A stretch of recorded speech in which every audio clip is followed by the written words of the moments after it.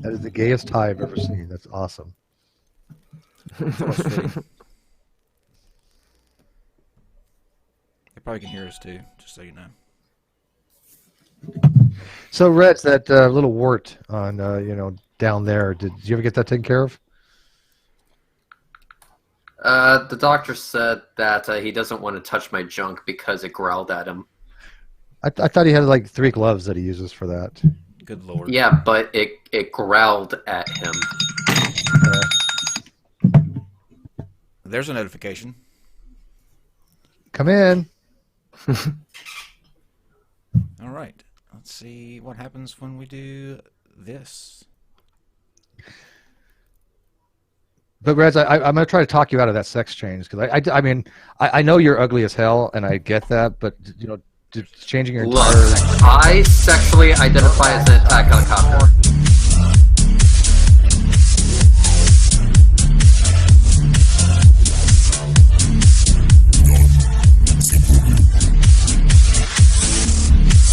Non-sequitur. Your facts are uncoordinated. Ha! I was able to do it. I'm producing tonight, and I was able to actually do an appropriate opening instead of the last time that we did this, and I was caught off guard a little bit. Really? That's your what cue. caught you That's off your guard. cue, Steve, to come in and say something. Oh, is it? Because I'm still contemplating the conversation we were having before we went on air. There's some visual stuff that Reds was talking about. That for some reason is just going around in my brain, which we're not going to discuss with you on air, but except that we already did since it was live since like the last 5 minutes. Kyle, Yes. listen. Yes. Kyle, I have a question. Do you support my right to have rotor blades surgically attached to my back since I sexually identify as an attack helicopter? Oh, man. Yes. I just want to know what kind of Thank you. weapons you're going to have. Sidewinder. What kind of arms you're going to have?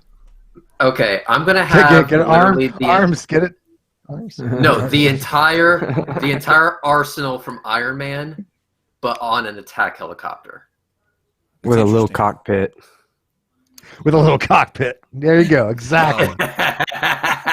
Yes. Thank you, Reds, by the way, for jumping in there and saving the dead air that happened. Steve's still trying to figure out how this whole co-host thing works, where I'll make a statement. And I was looking at some. I was looking at something, and well. First of all, I was really shocked that you actually did a good intro for a second. I figured you were going with it from somewhere. Okay, we're gonna go that route.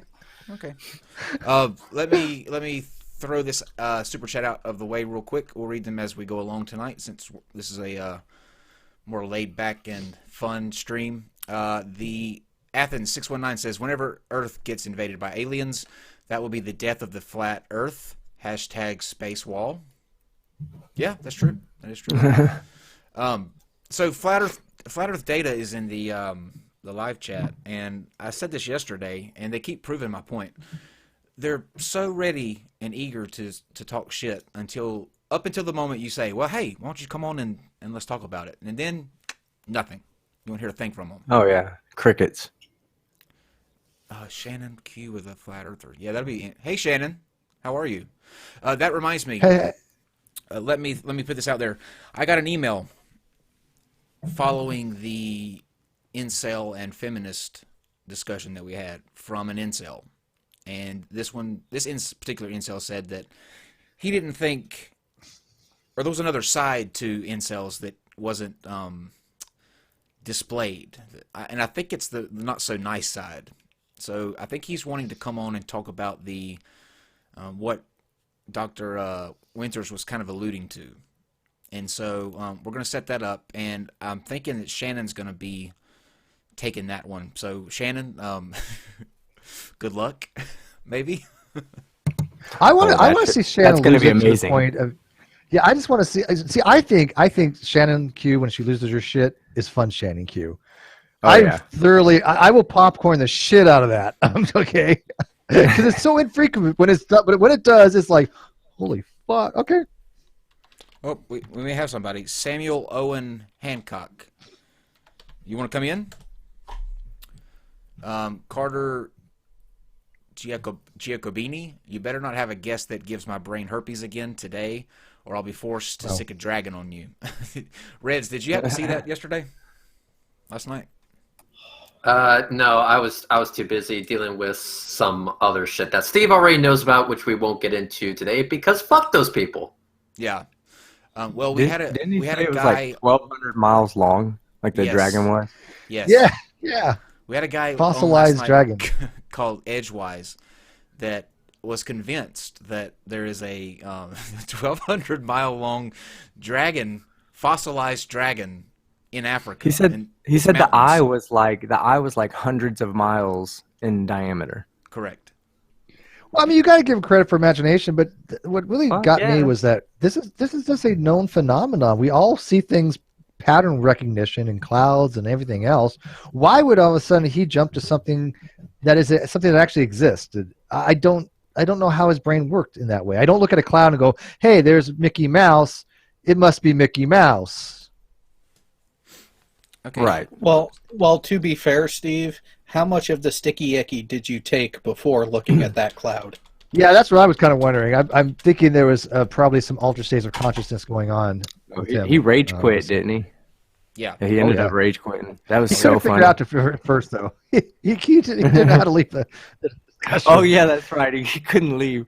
Dramatic Fucking exit flat didn't earthers. happen. I sent. Let's see, Samuel Owen Hancock. I keep asking you. You keep spouting this stuff in the live chat, and I keep asking you where to send you a link. But funny, you keep ignoring that question and continuing to spout your bullshit. Where do I send you a link? He's typing so hard he can't even hear the show coming from his speakers. He's raging. Probably. Yeah. We need to Kick send your you a mic up a link, little dude. bit, Kyle. Here we go. There it is. Okay. So let me get him in here. And He's Steve, a concur. Oh, he's while a I send him a link, concave Earth. can you cover the some dead air? Yeah, well, I could tell you what's going on in the live chat. I mean, well, first of all, we have a super chat. Carter Gaio.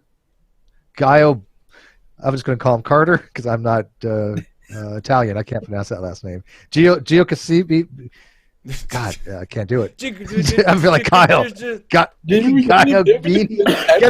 Gaiopini. There you go. Close enough.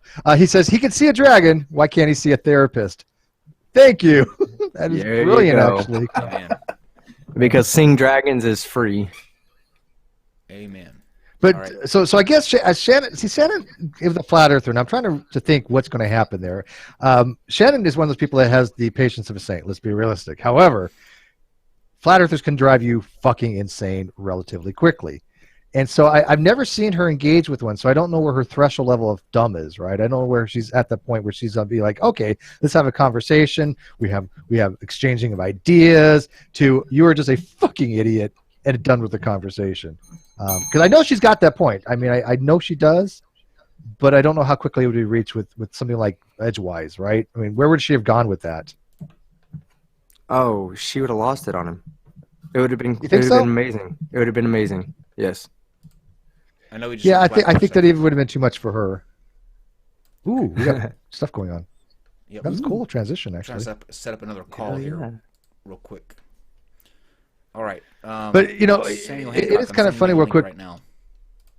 Getting the link right now, Hancock. Your mic is low, so they may not be hearing you too well. So if you can kick it up a notch, you have Yep. a Last a time way it to- was okay. too loud. That's why it's probably turned down. Okay. But it is funny because we are always going, hey, you know, come challenge us. We don't mind. And by the way, unlike a flat Earth hangout, right? When all these groups that I go to, if you say something about round Earth, right, and that is making sense, what do they do to you? Oh, they mute you. They kick you from the panel. Every time, Mute without and fail. mute. I mean, it's Is that better? I mean, Little loud. too loud. Little bit too loud. Yeah. Too loud. Okay. Yeah. But us, I would never kick anybody or mute them for making a good point. I want them to make a good point, even if the point is just trivial. If they say something right, I want them to do that. I'm happy when a flat earther gets some shit right. So I don't know why they think that we want to have a fair platform for them. You know. Now try, Kyle. Testing. Yeah, that's good. That's good. Better. Okay. So Sean, you have the link now. and we'll see you when you get in here. Reds, Did he give you confirmation that he's coming in? in the live chat he did. He gave me his email address. Yeah, in the live chat he said, "Give me the link." So I assume he's coming in. Reds, how excited are you for the second? The second? Ned? I can't feel my toes. Sweet. And it's like, wow. Ned is how I learned to become a grade A asshole. I learned all I know from him. He is the Red's Rhetoric teacher, and I need to pay homage to the gentleman that inspired me to become this big of a cunt. This is a big day. He motivated me. He molded me into the cunt of a person that I am, and I have to thank him. I have to thank him for the inspiration, for the motivation, and the determination to be one of the biggest assholes on the internet, and for your guys' entertainment. So, yeah, this is going to be. I'm choking up right now, actually. Excellent. Well, I thought it was cool. I thought it was cool hard logic that made you the man you are, but that's okay. No. Cool hard logic. No one can even come close to. He will always eclipsing hold a that special measure. place in your heart. Exactly. While we wait on him, let's talk about this guy.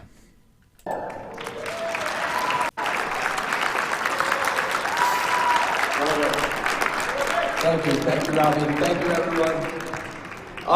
Okay, so first things first, I can't see any of you. It's incredibly bright up here. But thank you all for having me. The first day was absolutely incredible. And I do want to give a special shout out to my friend Mike for being the catalyst to all this.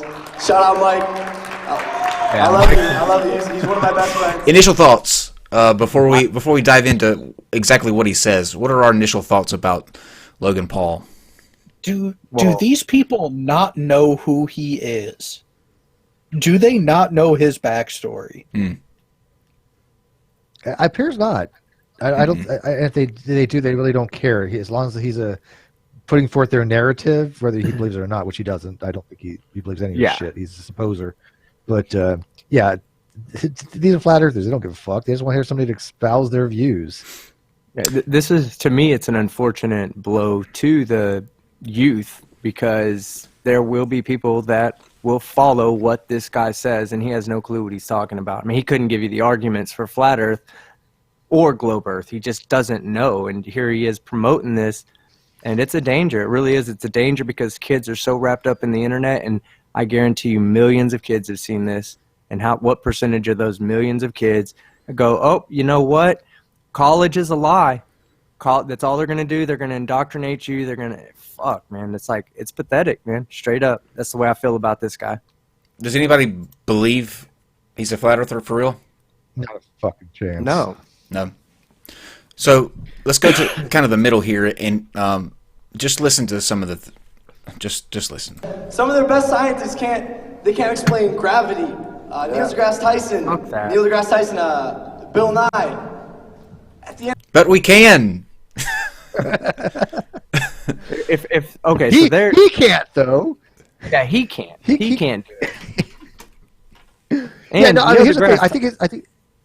No, go I ahead. was gonna say real quick. I don't think he's a flat earther, but I think he's dumb as one. Does that make sense? Because he wouldn't know how to defend it or show that it's round or not round. He would have no idea either way. He's an idiot. Yep. So he's on par with G-Man. G-Man is the only person that I have ever seen that is unable to effectively communicate why he's justified to believe the Earth is round.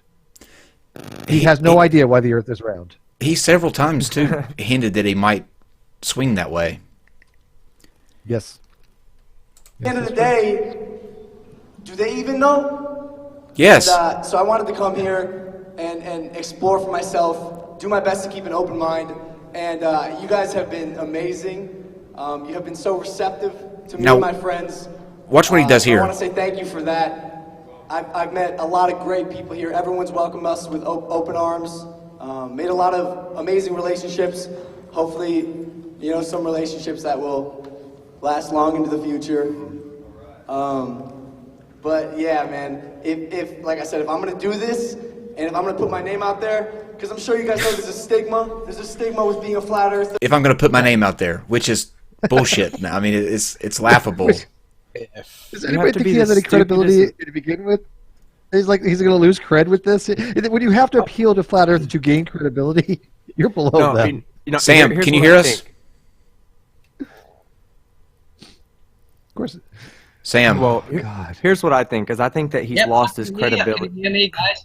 I'm sorry, Yeah, we'll be with you in just a second. I just want to make sure that you're with us. We're going to finish this in just a second, and then we'll be right with you. Excellent. So I think that Logan Paul is on his way out. He doesn't have much more room to grow. Eventually, he's going to have to keep doing antics that are going to top what he's already done, but then he's going to lose subscribership because of the level of antic that he has to perform to keep up with his standard. So somebody went to him and said, hey, man, look, flat Earth is growing. Probably this fucking Mike guy. Okay, Mike probably came to him and said, yo, Logan, flat Earth is growing. Why don't you go say you're a flat earther? There's so many videos out there, so many people looking into this topic. And go look at trends. Google Trends will tell you flat Earth is a trend. So this is his way of grabbing as many more subscribers, but that's only temporary. Because once it comes out, I mean, it's already out so much, but once everybody knows that anybody that's a flat earther's a fucking idiot, once they get that, then he's not going to be aligned with it anymore. So, whoa, what happened here? What the hell? Hold on just a second. Before we get to Sam, I wanted to show you guys this. Just a second. We're gonna play a game. Is this guy a Poe, or is he serious? Any Bible believer. Stop. Inspired by an ancient culture. Yeah. Mesmerizing. Hold on. Thank you. Yeah. All right. Vigorous physicality. Beautiful. Unlimited. It's called Skip the Fucking Ad. I'm trying. Chill. And it's also called unless ad it's a channel block. you like. Learn by to all means, use it. I'm honestly not sure what's happening here. Okay. Can I ask you to stop now? No, hold on. I've got to fix this. Oh, for fuck's sake. Just Are we having technical issues? Here we go. Okay. Dave, where are you? Any Bible believer. Here we go. Who understands who the true creator is and researches what the creation account is in the book of Genesis and all throughout. The earth, undeniably, it is stationary. Now, what he's gonna but no watch more this. Suspicious and suspect when I saw the full spectrum of this emblem right over the entry doorway. So I gotta share this with you guys. It's very interesting. So yeah, the Bible talks about the earth being on pillars, right? that it's fixed, it's immovable, it's flat, and there's a dome over our head. Just go to Genesis chapter 1 verse now 6. Watch what he does here. It talks about the firmament, the rakia. So here, Bernal University. What do you see right there? That's a dome on pillars. Wow. See the flat surface. In fact, what I'm going to do is to get better footage You know of what? this. He's convinced me. Flat Earth confirmed. See that? Sorry, guys. Yeah. See? I'm got your changing, flat- I'm changing Here's the tapes. dome, Your the flat flat plane. Earth, and its Got own your pillars. dome set on pillars. Can I just point Okay, out a no, word that no. Greg did yesterday? Pareidolia. Your brain will quite literally make connections that aren't fucking there. That's the word of the weekend. This is a guy called Your Curveless Earth. Your Curveless Earth is a gentleman that I debunked back in 2016. I debunked him by driving all the way to Daytona Beach and confirmed that he was lying about the locations that he was standing at when he was attempting to do curvature observations.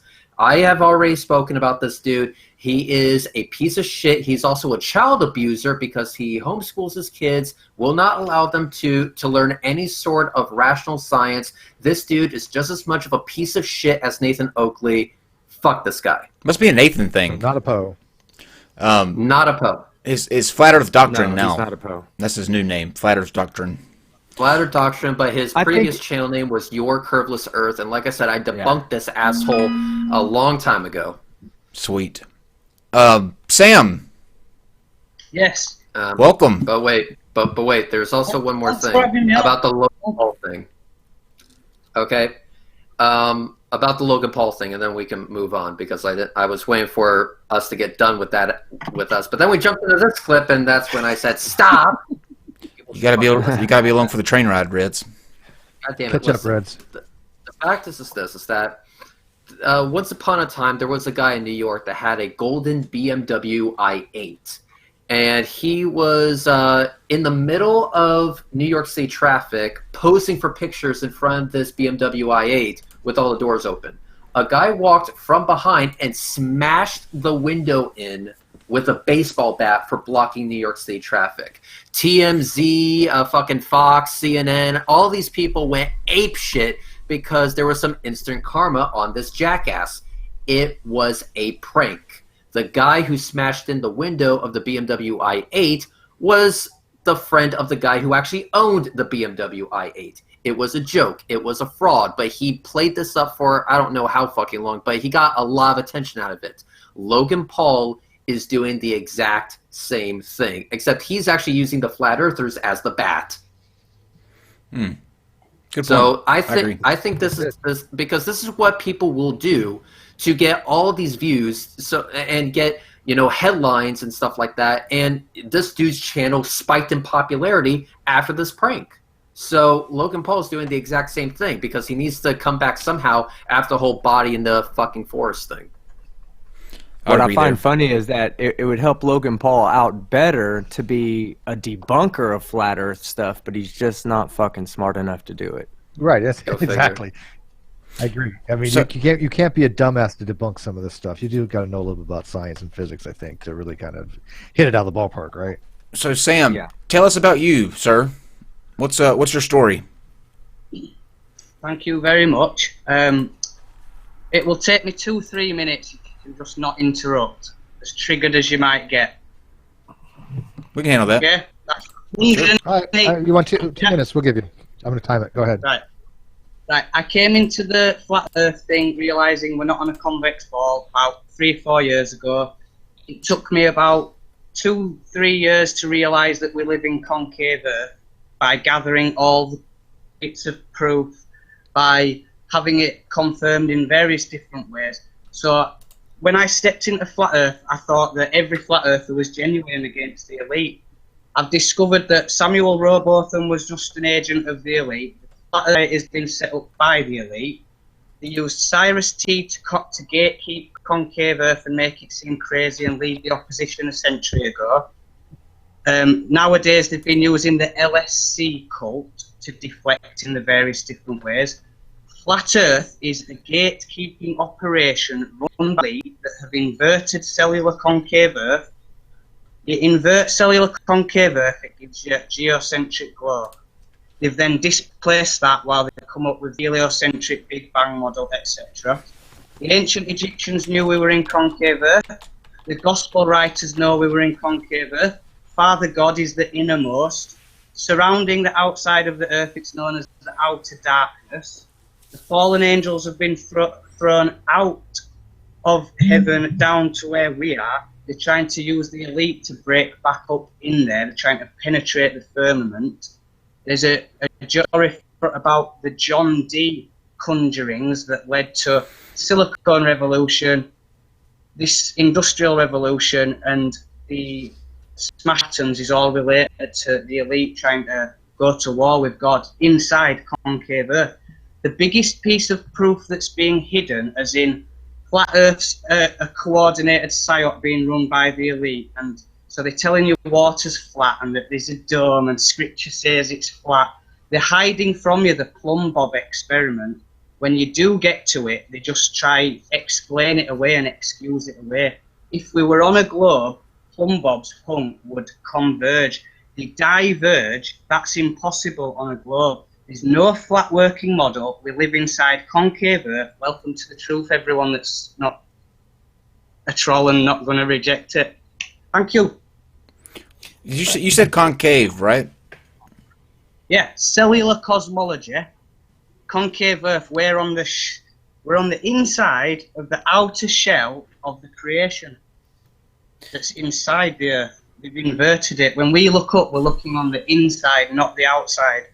The very slight curve that we can't detect that's there naturally with our eyes is concave and not convex. All the proof of this is there. I have a channel called Concave Water, Concave. And if you check that channel, all the proof's there. Okay, so you mentioned the issue with plumb bobs.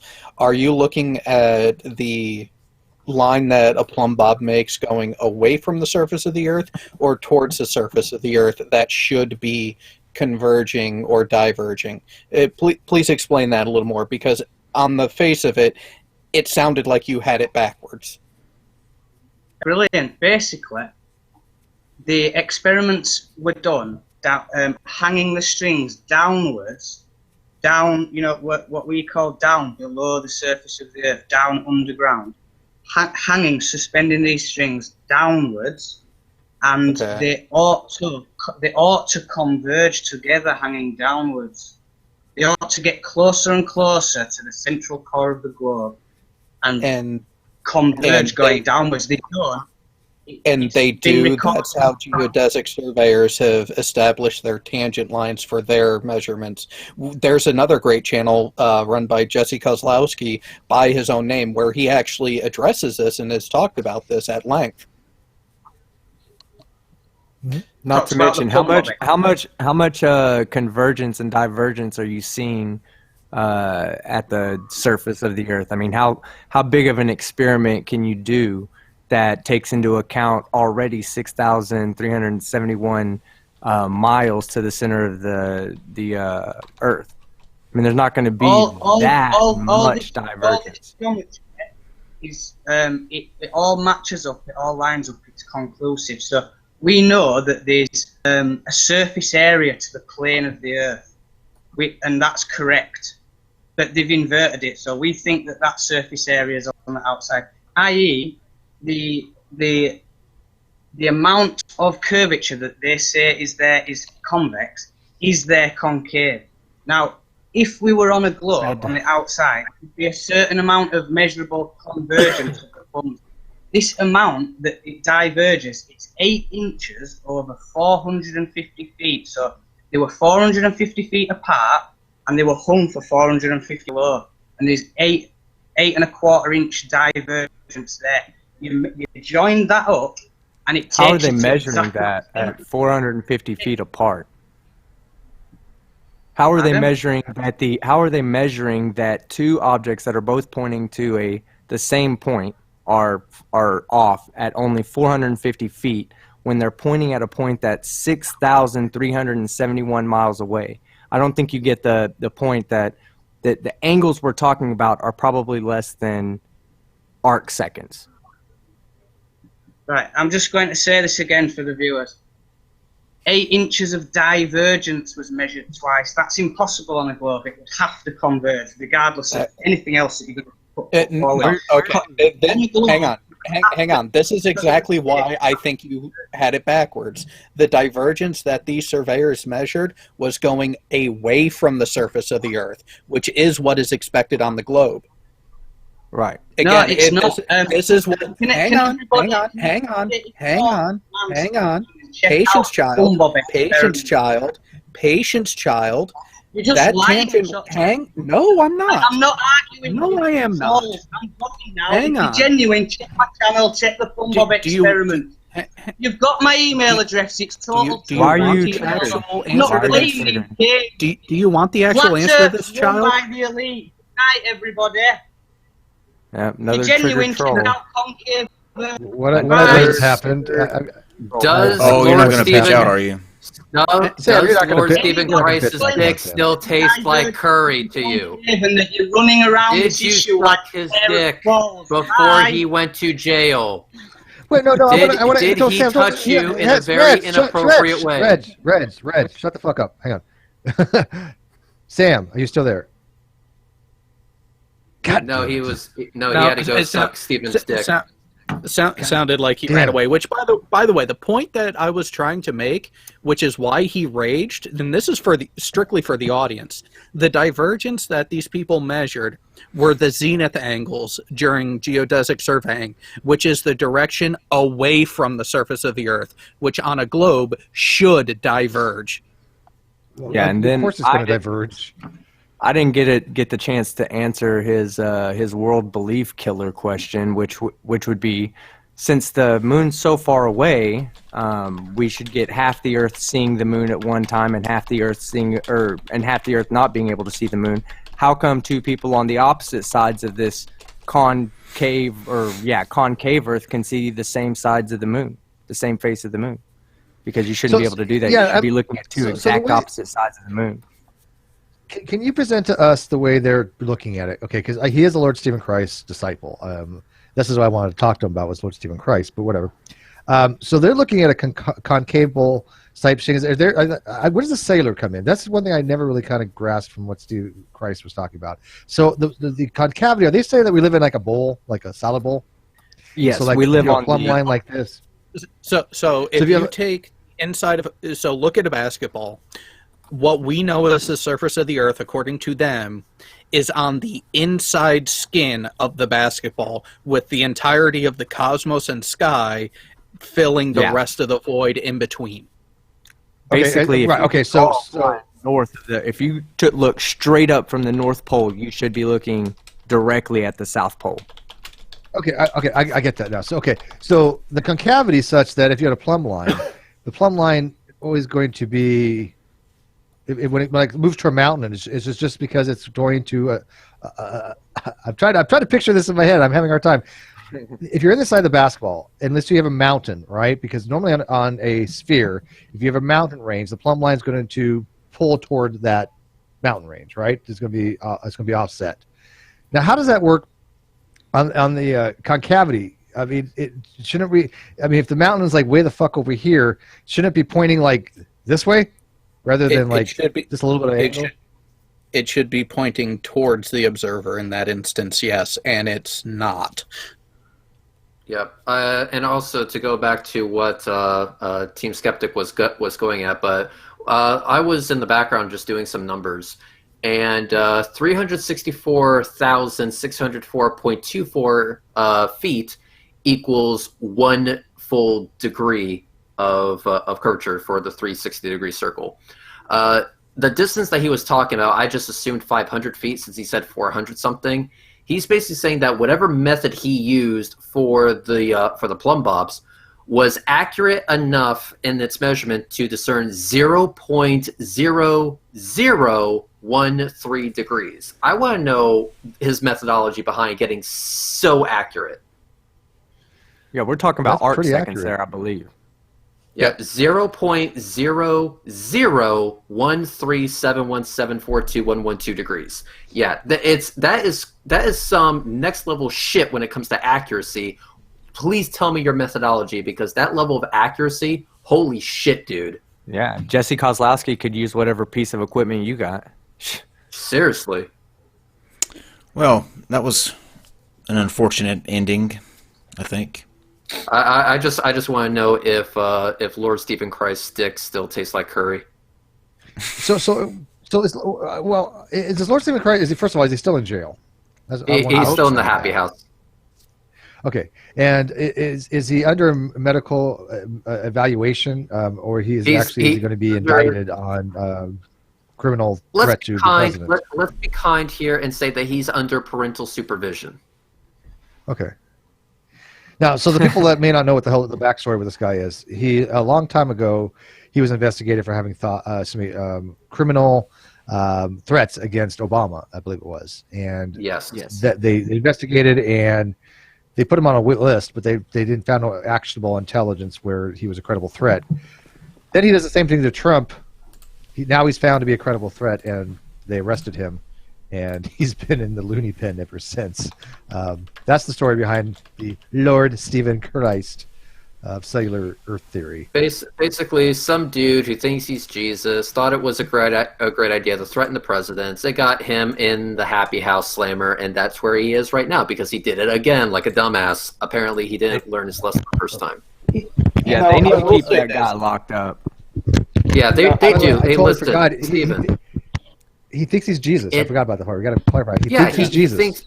He thinks he's Jesus. He thinks he's God. But what I told him in a live stream of mine, I said, "Listen, Lord Stephen Christ, it doesn't matter if you think you're Jesus. In America, you're the government's bitch, and they will make you one." And that's exactly what happened. Yeah, that's true. So the government got involved, and there's like, "Oh, okay, you see this cock, suck it," and that's what he's doing right now.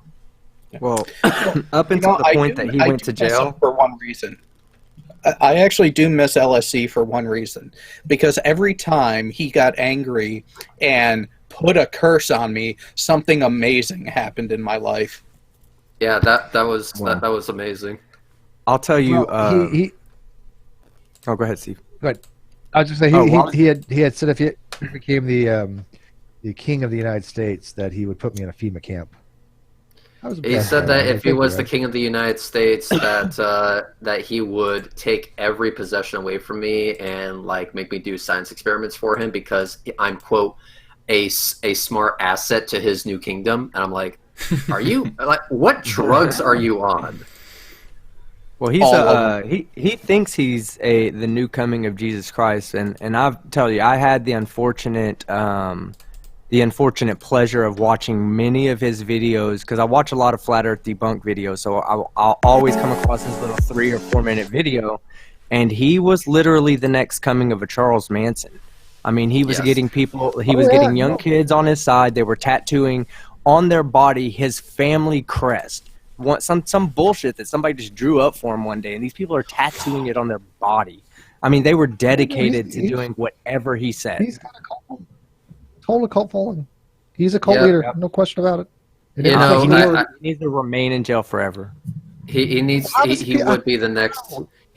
He would be the next Charles Manson. But see, the thing is that he should take lessons from a guy like me. For example, I have a following known as Team Cunt. However, you don't see me telling people to tattoo shit on their fucking bodies.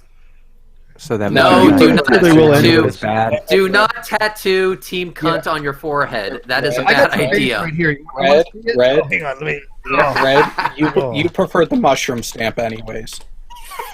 I already got a tattooed on my third eye. I don't need a tattoo of red space in my ass. I already have an asshole.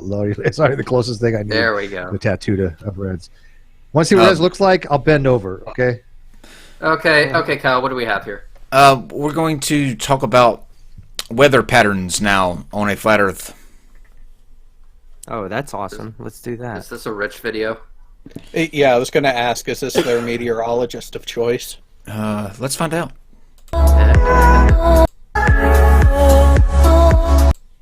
Can we just mute the music? On a globe or a recognized map make. Well, he's going to be talking. God, no. He loses... He loses 100 points just for the robotic voice. I know. It's hard to take it seriously, but let's try. Absolutely no sense. Take those same jet streams and weather patterns and place them on a flat Earth map and see what happens. Ocean currents and temperature patterns form concentric circles that fit perfectly where the sun and moon make their spiral rotations around the flat Earth. Moreover, because the sun and moon are plowing through the atmosphere, flat Earth plowing approximately at the equator circle, it makes sense as to why storms often spin in opposing directions in the northern and southern hemispheres. Stop it right there, Kyle. All right. Yeah. It's completely wrong. The actual Coriolis effect that we see in weather systems can only be done on a rotating sphere with the equator rotating faster than any other line of latitude or line of latitude on the planet. And if it was a flat Earth, for any rotation to occur, you would have to have the actual Earth underneath it spinning. That would create the different speeds to create the circular rotation. And the problem is if it was a flat Earth, then the velocity would continue to go up as you go out towards Antarctica. So you would always, every single time, you would have a counterclockwise rotation all the way down to the Antarctica, to the ice wall. There's actually a really good demonstration of what Team Skeptic is talking about at Neil deGrasse's little museum in New York, which I had the privilege of going to. And it is a flat table with a certain type of Newtonian fluid on it that rotates, that you can actually see exactly this effect. And guess what? It doesn't fit with the flat Earth model, and it doesn't fit with reality. Well, so basically, he's getting the physics wrong on how it would work on his own flat Earth, and he's getting the actual facts wrong on how it actually works in reality. But Reg, don't they outright by fiat say that the Coriolis effect isn't actually something that exists? So they have to be able to explain the phenomenon, right? When we shoot a projectile or something, and because the Earth is rotating, then there's going to be an apparent divergence from the point of origin.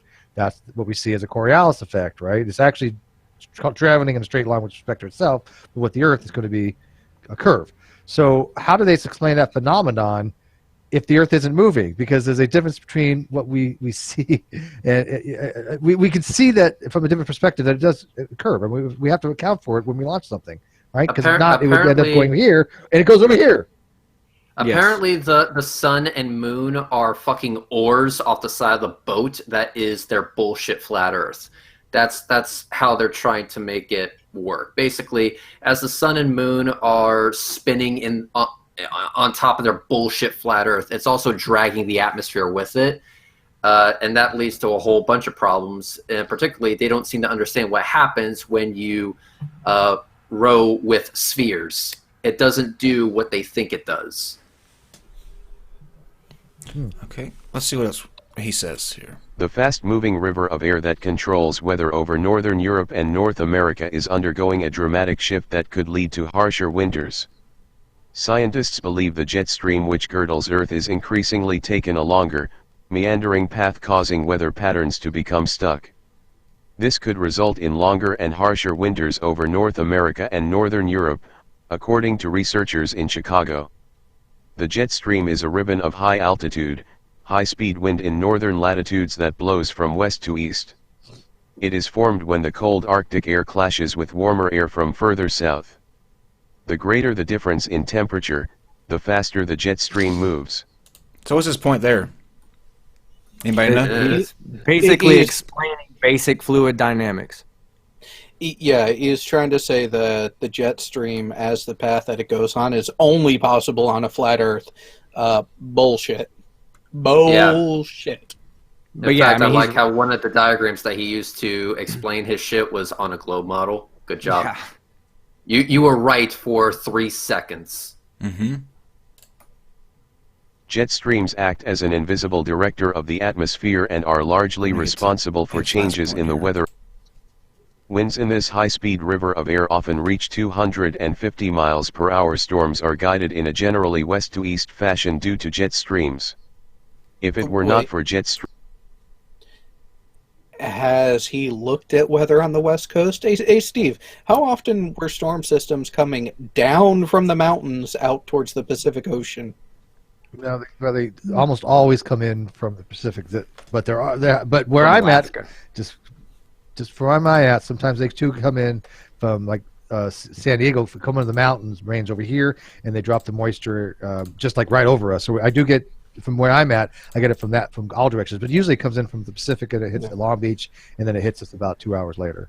Well, yeah, because the moisture comes in that way. But again, still, you're getting weather systems from the mountains down towards the shore in California at certain times. So it's not always west to east. No, I get it from the other way too. Sometimes it depends. Like we'll have it come down from Yucca Valley, and I'll have it come down west to east, that way from Yucca. Oh shit! Sorry. Ouch. I'll have it come that way. Then sometimes it'll come east to west if it's coming from the Santa Rosas. So it depends here where I'm at. I've seen both. Okay, this next video starts off kind of rough, but it clears up in just a second. I've turned it down, so hopefully that won't be that big of an impact. Oh.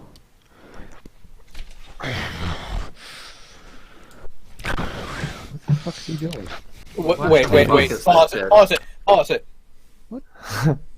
How the fuck did you going get on this here? video from Pig? It does sound like is this a Pig Home movie? he's chewing on his microphone the entire time. It's well, just watch. I don't want to watch have this to. TV. Oh, for fuck's sake. Look, there's no curve. Also, the sun is not setting. It's in the distance. Let Does me anyone prove my else see the point. problem with what he's using right now? Go ahead. Uh-huh. Notice how the wonderful horizon starts to distort up at the edge of Nice. the lens. There's a lot of distortion towards the size of the. Oh, yeah. screen, Nice yeah. choice of lens there. Not just that, but they still don't explain the fact why the sun is on the horizon, why it's not above the horizon like it should be, or why it's still maintaining an angular size similar to what it's maintained the entire fucking day. I mean, there's Yeah, a lot of problems and- these guys have to explain. It doesn't explain if he goes higher. Why if he goes higher? How come he will be able to see more of the sun? And if he goes lower, there's more of the sun will vanish. How does he explain Yeah. that? Also, I find it absolutely phenomenal that Kyle has been able to find one of the worst flat earther videos on the face of the fucking internet with audio quality that is going He was out of his to way make for me that shit. kill a puppy. Do you want to know something, Kyle? You just killed a puppy today by showing this video. I want you to understand. I am going to Look. send you a video of me bludgeoning a puppy to death, and you have no one to blame Oh, but that's yourself. extreme. I Just felt don't it, I felt it bludgeon, important. don't bludgeon the one I Yeah, mailed to you. hey, by the way, please. be glad Jackie's not listening because she loves puppies and she Everyone loves she, puppies. she loves puppy on for Jackie on NonSequitur, but I'm not bludgeoning him. Okay. Yeah, everyone loves puppies. Happening. And we all love puppies. I just thought this was a good, or what they You were like wrong. to talk about all the time. You were demonstrably wrong. This was not good. I mean, it's a good visual. Kyle, It's a good example it's of the not. Dunning-Kruger effect where somebody thinks that they get a small amount of equipment and a small amount of understanding and they lack complete understanding of everything else, like complete understanding of the lens that he's using, complete understanding of what he's actually showing, which is proof of a globe earth right here. And then they just go out and they're like, look, it's flat earth proof. And then there's these other dumbasses that come up right behind him and go, oh my god, yeah, he's fucking right, look at the sun, it doesn't look like it's going over the horizon, it just looks like it's going fucking away. yeah. And by the way, Kyle, I just Yes. want you to know my weapon of choice against that puppy will be a cheese grater. Ooh, I seen him do it. What did puppies do to you, man? I don't get it, man. Why so? Now why you so have much to, hey, hate on puppies? blame Kyle. He brought this on himself. Let's Blame Kyle. let's take a look at this one. This goes into the NASA files, NASA lies files. Oh, this will be fun. Why am I doing this to myself? Okay, You hate your I life. hope it's the Vincent Rhodes one. this is Decide just to see what's out there. There were no bright stars. There were no known radio sources, X-ray sources. I found this through a Just flat earther trying to pick that out posted and said, a "Explain random this, area of the globe sky tards." that we knew not. It wasn't until we added them all up that it was apparent that there were 2,500 galaxies, most of them really faint. And those galaxies were moving very fast. They seem to be going. Basically, they're saying that there are things in space traveling faster than the speed of light. Okay, Yeah, but they're- me. Yeah, go ahead, Can I- Rube. I'll let you get it. Okay. Here's the thing. Space time, the fabric of space time stretching. Okay, that, and then you have a ray of light traveling in space time, and as it's traveling through space time itself is getting stretched. Get it? Are you getting where I'm going? So let's say you have a car that's doing 200 miles an hour, and this car cannot go faster than 200 miles an hour. However, let's say you're on one of those airport walkways that make you walk faster.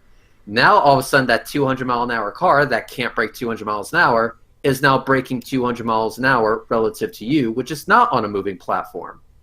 All right, and let's go ahead and say that that platform is a pretty good representation of what space-time is doing. It's taking light and the actual travel of light along for the ride as space-time expands. Yeah, I think the problem that flat earthers have, though, is that they suggest that nothing can go faster than the speed of light, which actually isn't the case. It's actually nothing with mass, or starts off without going faster than the speed of light, can go faster than the speed of light. So if you're already sub c, you can never go faster than c. But space time isn't mass. Space time can go expand up to any acceleration. One of the experiments they're doing is making a warp bubble called the metric or Accubary's bubble to go to another star faster than the speed of light, but the ship isn't actually going faster than the speed of light. What happening is the space-time. It's like riding a wave. The wave, the water's not really moving very fast, but the wave moves pretty good, right? So the space-time itself is moving. In this case, it's expanding extremely fast, much faster than the sea. That's all it is. Now, keep in mind, that's all it is. Right. Information, which is allowed to do. Information cannot get from one point in space-time to another point in space-time faster than the speed of light. However, that rule does not apply to the fabric of space-time itself. Right. Just saying. Well, but they don't get that part, right? All they hear is, "Oh, nothing can go faster than the speed of light," because they don't understand the physics, right? They don't know that there's some parameters to that are perfectly in line with Einstein's equations. Well, yeah, they're forgetting the crucial bit of that. In its inertial frame of reference. In its own frame of reference, it cannot break c. However, once you change that frame of reference that is not its local, then you can play with it in that way. And what you were talking about, the Alcubierre drive that has been postulated, it essentially creates a negative pressure in space-time at the front of the ship while translating that to a positive on the backside to essentially cause a ripple that pushes it along. Yeah, it creates a differential using negative energy or negative mass, I believe. Right? Yeah. How do you pronounce his name? I say Alcubierre, but Alcubierre. How do you Alcubierre? See, Alcubierre. Yeah. Okay, I'm gonna say it from that way from now. Alcubierre. By the way, quick shout out to the 750 people watching. Thank you for tuning in. Maybe we can hit 1,000. That's going to be our goal. Vegan Atheist Corral says, "No puppies will be harmed in the making of this video. Virtual head bop for Reds." I agree. Hi, Vegan. Team Skeptic says, "No promises made." So, say hi. She's a super chat. Hey, say hi to Vegan Atheist Corral. She's from the Atheist Experience. Cool. Last week when we did this, guys, Deanna was the main star of our show. Remember, the Earth is not Blake. Yes. Hey, before you go any further, do you know that I did a video about her? I do. You want to talk about that for a little bit? No, I mean, if you have something already planned, we can get through it. Because you can go ahead and talk about her dangerous gravity experience. But this is her video that we're getting ready to watch. This is her newest video. But yeah, go ahead and talk about your video. Okay, so I did a video on her video claiming that gravity doesn't exist. The majority of the video was just a misunderstanding on her behalf of what the difference between mass and weight is.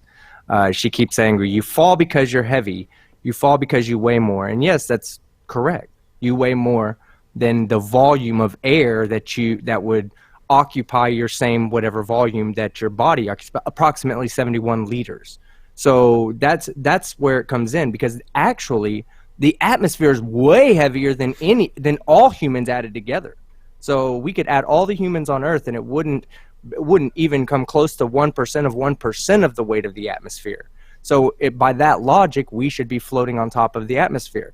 Well, she suggested that, or she said, this you can tell this because you can put a baby in a bathtub and it'll float. And I stopped her video there and I said, no, because while I know that she's not saying put a baby in a bathtub, watch it float. That's not what she's saying. But what she is suggesting is something that has nothing to do with gravity. I mean, it does have to do with gravity. Gravity's always there. But then at some point, when you reduce the surface area of the water and the weight of the baby and the way the baby's spread out, you will have an ability for the baby to somewhat float on top of the water. Now, the baby changes its density by exhaling the air in its body or bringing its arms in closer, guess what? It will sink and go below. So if a flat earther puts a baby in a bathtub and sees it starting to float and goes, oh shit, look, that's proof gravity doesn't exist, and then runs to go get their phone to make a, documented proof like we always asked them to do, well, they run the risk of drowning their child. And I'm not cool with that. So I had the community go over there and have her take her video down, and she did. Yeah, if they're going to drown anyone, they should drown themselves. Let's see. Flat Earth Victoria. You want to come in? Oh, Vicky, the jackass who can't give their email to get a link to go on Red's channel. You think that they're going to be able to here? Oh, and the Mind of God's here as well. But on a funny note, Kyle, she made her 2 response videos. One where she took it down, and the other one, I left her a message saying, look, if you want to come onto my show and explain what you meant, and I can explain why I said I had a problem with it, you're more than welcome to. I'm very polite to people that are on my show. I'll give you your forum to talk. That way, people don't just think you're some kind of baby killer or anything like that. So she put out a second response video. He's like, he reached out to me and told me I could do that, and I decided not to because he called me a fucking idiot 33 times in his video.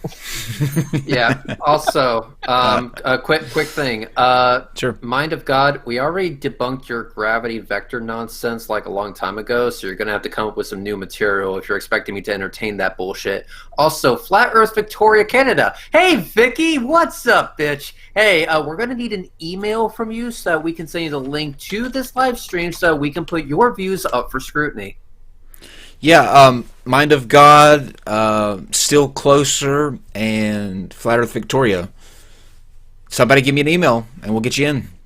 Yeah, no, we've been trying to get Vicky to actually accept an invite into the fucking hangouts that we host, and also now the NonSequitur. So I think this will be 4 live shows that Vicky has refused to show up on, but yet continues to spew nonsense in the live chat. Such a shame. I know it is, and we've been pointing this out previously that people like Patricia Steer, Mark Sargent, D Marble, and all these other guys, they're more than happy to spew bullshit from their YouTube channel, but when it's time to call them out and stuff, they tuck their tails and fuck right off at the speed of sound. I mean, we all know it took 2 years for Jism to finally man the fuck up and debate me, and we all saw how that turned out. Kyle, you should reach out to M. Benz right now and see if he'll come on. I think we've reached out to Mark Sargent, and we've reached out to Red Orphan Red. They run like a little fucking bitch. And Patricia Steer. None of these people will ever come on any kind of platform. Somebody did reach out to M. Benz, and he said something like, he doesn't debate. Yeah, or that we're not fair, or something like that. One of those things. All right. Whatever, man. He's scary. He's a scary little punk. The thing is that if you watch a video by Team Skeptic made a video to M. Benz, and all M. Benz was like, oh wow, look at this thumbnail, it's so funny. I just want you to know that my channel is not a debate channel. I'm just here educating you guys. Not even attempting to respond to the criticisms that Skeptic actually made towards them. No attempts whatsoever. You're like, dude, if you're attempting to educate people, you should at least have some kind of a comeback, but not even didn't even fucking try, because he knew that he was out of fucking luck. Oh, Red, what about when we were doing a live analysis of a couple of his videos, and we start seeing comments get censored, and then we call it out, and it stops, and then we mention that, and it starts again. It's almost like he was watching us. Yeah, he was watching, but not only that, what was even funnier is that this dude was like, I don't care about the comments, you can comment on all my channels and stuff like that, only to remove the ability to comment on any of his videos, as well as take down the ratings. So his ratings are not visible to the public, and you don't have the ability to comment on his bullshit YouTube videos. Mm-hmm. Here's the actual comment that he left on my video, and I have it pinned. So it's grammatically correct as it states.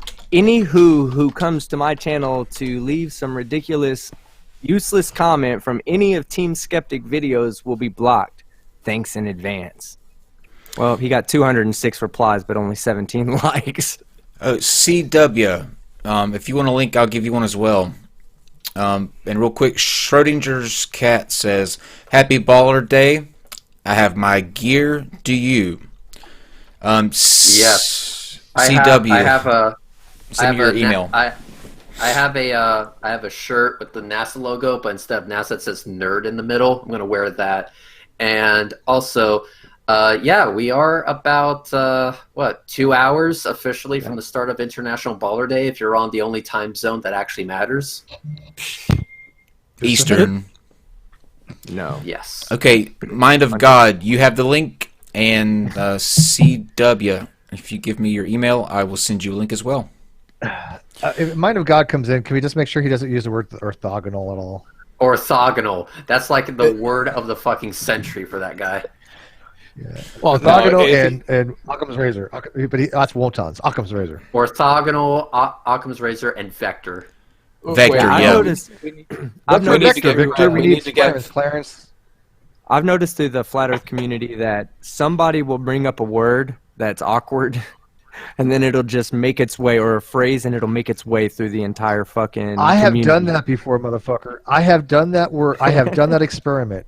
There's a word. I swear to motherfucking God, people.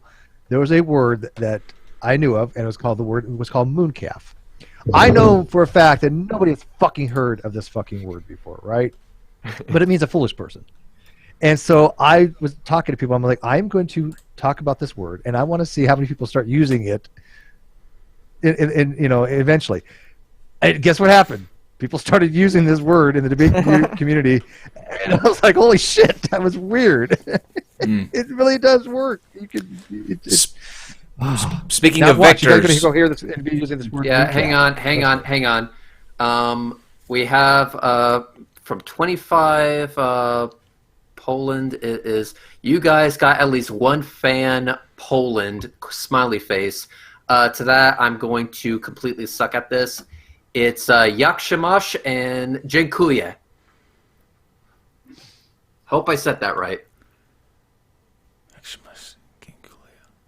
Where do you see that at? It's a super chat.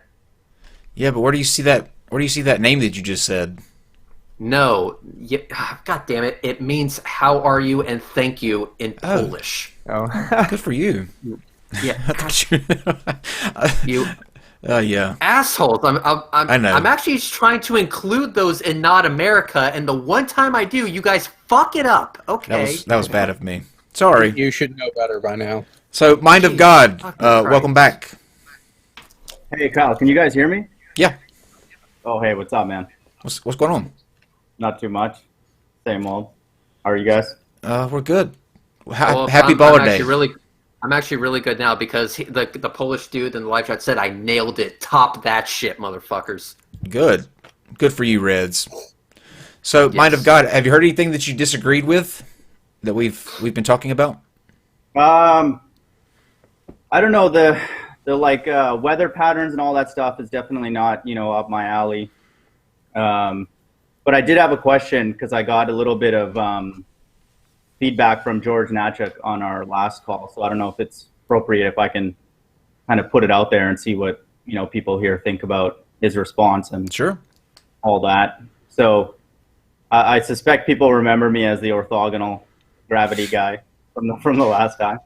But so just to give kind of a picture of what I posed on my channel and what I think a lot of flat earthers will, lean on early in their journey as something that they have a problem with. But so picture this, like imagine you have like an arch somewhere on the ball earth, just for kind of exaggeration. Think of it on the left side. I guess it obviously doesn't matter in ball earth world, but just picture it there. So it's only being held to the ball by gravity. And then imagine anything underneath that arch, something that is fragile. We know from our experience that fragile item is not getting crushed. Just that's known. So now the part that I wanted to kind of clarify from my last talk was the gravity vector if we can model it as a vector, which I still think might be an open question, that is acting on that arch, is going through in some way the items that are beneath it. Does anyone disagree with that, at least as a starting point? I have no idea what you just said, but I'm going to go with it. I'll actually take this if I can. Yeah, go ahead. Okay, so mine have got, let's go ahead and do another thought experiment that does the exact same thing as gravity does. You do know that gravity is also defined as an acceleration, correct? I've heard that, yes. Perfect. All right, so let's imagine we have a donut. Now let's cut that donut in half. We have a big arch, correct? Okay. Let's put that arch just floating in space, okay? No, wait. I don't want. Why do we need to do this? Because if you can supply us with a thought experiment, I believe I have the privilege of doing the exact same to you. Okay, can we do mine first, or do you want to shelf that and go with this one? No. We'll do yours, but I'm just trying to get you to understand where I'm coming from, because it will show you how what you're proposing does not make any sense on why that smaller arch should be crushed. Fair enough. All right, so just work with me here. The two actually do intersect. So we have a big arch just floating there in space. Now let's imagine we have a smaller arch floating inside of the bigger arch. They're not touching because the sizes are too different. One is a lot smaller than the other, okay? And they're just floating in space. One is obviously not crushing the other, right? Agreed. Okay, good. Now let's go ahead and build a very long box. Let's say this box is 100 miles long, and we're boxing around these arches. Now I'm gonna start accelerating that box so the bottom starts going towards those arches at 9.8 meters per second squared. During the entire time that box is accelerating towards those arches, up until the moment of impact, those arches are not going to crush each other, correct? How are they not crushing each other at this point? Like, how are you allowing them to not touch, not interact? Because we're just leaving them there in space. No force is being acted upon them. So for the sake of this thought experiment, we're going to assume that we have the ability and the capability to leave them perfectly still in just empty space, with a box built around them, and with that box having the ability to accelerate the bottom of that box towards them. But during the entire transit of the bottom of the box heading towards them at 9.8 meters per second squared, the bigger arch is not going to crush the smaller one, correct? I guess, but you see how this is not real, right? My experiment is my thought experiment is something physical. This thing of magically hanging two things in the air, we can't do that, right? Like, that's not... No, I understand that we can't do that, but however, the principle is exactly the same to how it actually works in reality, because the gravitational acceleration that I am positing in this thought experiment is the same type of acceleration that we can apply to your own example. So, for example, let's go ahead and put those arches in that same acceleration field, where one is not touching the other, but they're both being, pressured on the floor. Now let's imagine the walls of the box, but not the floor itself, just the walls, are sliding down at 9.8 meters per second squared. The arches are still not going to crush each other because acceleration doesn't give a damn about what is in front of what. Acceleration works on everything independent on what is in front of what. So in other words, it doesn't matter if you're in the front seat of the car or in the back seat of the car. If I accelerate really fucking hard, you're going to feel the same amount of force in the back seat as someone in the front seat is going to feel. The front seat is not going to block that acceleration from hitting your body, or that acceleration force from being influenced on your body. See what I mean? Okay. Yeah. No. I think that in a way that might support a bit of what my issues are with this thought experiment. But you can clarify, because this is you're dealing with. I think you're dealing with things in motion, and I'm dealing with two things at rest. On the Earth. I'm not sure if different rules apply in that situation. No, they're the same. Gravity can be looked at as acceleration. Gravitational acceleration is literally no different than the type of force you would feel if me accelerating in a car. It's just that on Earth, you're always in a frame of acceleration, if you will, and in a car, it eventually hits a top speed. Reg, can we maybe make it a little bit simpler? Because I think you're kind of even overcomplicating it a bit. And you've lost me, and if you lost me, I have. There's somebody even noticed it's something called the equivalence principle, basically saying that the rate of acceleration is equal to the amount of curvature of gravity. So basically, all it's saying is this: if I'm in an elevator and it's going up, I have the same amount of acceleration as if I'm actually having a thrust from a rocket in space. There's no difference I would know. Same thing with gravity. If I'm in a field that has a gravitational field at 9.8 meters per second squared, I am going to feel that force as if I was actually accelerating, because that's why they call it the force under the acceleration of gravity, right? That's all it's saying. That's all the equivalence principle is saying. So if I'm not mistaken, they still have not figured out a way where we can determine one or the other if we're in such a situation, is if we're actually accelerating or as if it's actually a gravitational field. They are equivalent to each other, right? So I'm not seeing why either one of your experiments are incongruent with each other. Okay, well, wait. Let's just go with if you don't mind. Let's just go with the simple thing, and then I'll leave it to the panel to dialogue, and it may have a simple explanation, but I didn't. After you get done, I'd like to give you an opportunity to model gravity in your head. No problem at all, and you would not. If you have intellectual integrity and honesty, then you'll walk away saying that there's a vector pointing straight down at the ground, 100% for sure. But go ahead with your thought experiment. Okay, so you guys, you know, like that archway, like our friend Nathan Roberts had at that university. Imagine like some arch, right? But it's like very, very heavy, like massive. Whatever like the Gateway Arch in St. Louis. Yeah, like the firmament. No, I'm just kidding. So just imagine like an arch, and it's extremely heavy. Except I gave a real example. Yeah. So whatever you want to picture, it's an arc that has room underneath of it for something to sit, and let's say like a bunny or some animal or something fragile is underneath that arch. Can everybody picture that as a starting point? Sure. Okay. So let's imagine that arch, I understand or I was told that to truly get the real effect of gravity, it needs to be integrated across the whole volume, but let's model that arch for now at its center of mass. And so it has a vector, I think it was Skeptic was saying, pointing, towards the center of the Earth, correct? That is the thing that is responsible for there, right? Yes. Governed by that formula, M1, M2, and all that. So, and then now we have another item beneath it that is fragile and but is not overcome by that vector, correct? Like we all observe this, it's like it's not getting crushed. So we have two vectors that are in the same space, like along the same column. And then they're both responsible for holding those two items against the Earth. And they're not interacting. They're not interfering. Do you guys agree with me so far? Are we okay? Yeah, I'm pretty sure. Okay. So this is where maybe I didn't do a good job explaining it on my first talk. This is where, in my mind, if I'm going to characterize those two vectors mathematically and create a field, those two vectors are independent. And in my mind, I view independence as orthogonal. You can call them independent, you can call them orthogonal. They are not interfering.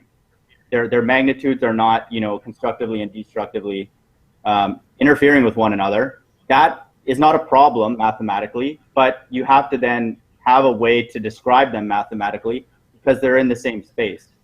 So they have to be orthogonal in some way, and it cannot be orthogonal. We did, though. We did describe them. It's actually really simple. It is actually exceptionally simple because you are trying to inject a third body of mass into the equation where when you're looking at gravitational attraction between two bodies, those are the two bodies you're worried about. The only time you worry about a third is if you actually have a third massive enough body to be a part of the system in totality to have a significant influence on each other. Because another thing you're forgetting is, in reality, that smaller object below the larger one actually does experience a very, very slight effect of the gravitational field of the larger object above it. It's just so negligible. Unless you are getting down to the minutia of an actual engineering analysis, you can ignore it. Okay, a lot of people, in the live chat were pointing something out. So let me try something else, and this is actually very easy. Okay, so don't do that, dude. That's not. Don't. Why are people defining that way? No. I'm going to try something different. Okay. Let's imagine that you had, and this is something you can actually do, and in fact I encourage you to do it. You may look like an idiot while doing it, but who cares how you look. So thank you. So let's imagine you had a small plank of wood, okay, that was 1 foot by 1 foot by 1 foot, okay? So one by one, just a small plank of wood. On this small plank of wood, you hung it up on 4 corners by a string so that you could swing it above your head, okay? So that table that you're going to make, you're going to put these arches on, okay? As you swing that table around and around and around, putting that centrifugal force on those objects as they're sitting on this table so that they don't fly off, stuff like that, is the bigger arch going to crush the smaller one that's underneath it if you were to introduce that force? I have no idea what you just said, man. Sorry, can you try another? Sure thing. Okay, you have a small table attached to a string. Okay, you can spin that. You can spin it around and around above your head. You know how you used to do it with a really long rope? Spinning all around. Okay, now imagine that while it's spinning, you can put stays on it because of the centrifugal force. Follow me so far? Yeah, okay. Okay. Now, of the stuff that you put on that table, which is going to stay on there because of the centrifugal force, you put those 2 arches. You have the bigger arch, and then you have the smaller arch that is right under it. So let's say the bigger arch is made of concrete, and the smaller arch is made of poorly held together Rice Krispie treats. So as that object is being spun around above your head, is the bigger object going to collapse the smaller one below it? Dude, I have no idea. I recommend you try it and see what happens, because I guarantee you the bigger one is not going to crush the smaller one. I'm going to play this back, and I have to honestly think about that a bit more. But I don't see what okay, if that's needed to explain what I'm talking about. If we can just quickly go back to this. So we have these 2 things. I get Jared's point of there's a interaction between the arch and the bunny, even though it's small relative to the big M, the center of the Earth. I get that. Okay. But do we agree that force vector is occupying the same space in 3-dimensional space? We agree with that, correct? It's along the same. No. They don't. No, they don't occupy the same space. They point to the same point. Sure, but that's the same thing. It's the same thing. No. That's completely different. You're not occupying anything there. It's not a force buildup. You don't put things in line with each other and the forces add up all the way down to the center of the Earth. So that one gravitational line, that let's say they're all stuck on one plumb line, so they're all directly above each other. That one gravitational line isn't going to be stronger there just because those things are all in line. Those vectors don't add up on top of each other. Okay, they're a characteristic. They're a variable that can be used to explain what frame of reference that particular object is in. Okay, so that gets to my point that George was saying that it obeys superposition, which I don't think is true, and I need to kind of iron that out with him. But I think he's confused. But I agree with you in the sense that they don't add together. But then now my question is, they're in the same place, they're the same thing. They're the same type of force. So how are they not interacting? How are they not constructively and destructively hurting each other? They are. For this, well, hang on. For the same exact reason that you being in a car, you're not going to get more force on you just because someone is in front of you.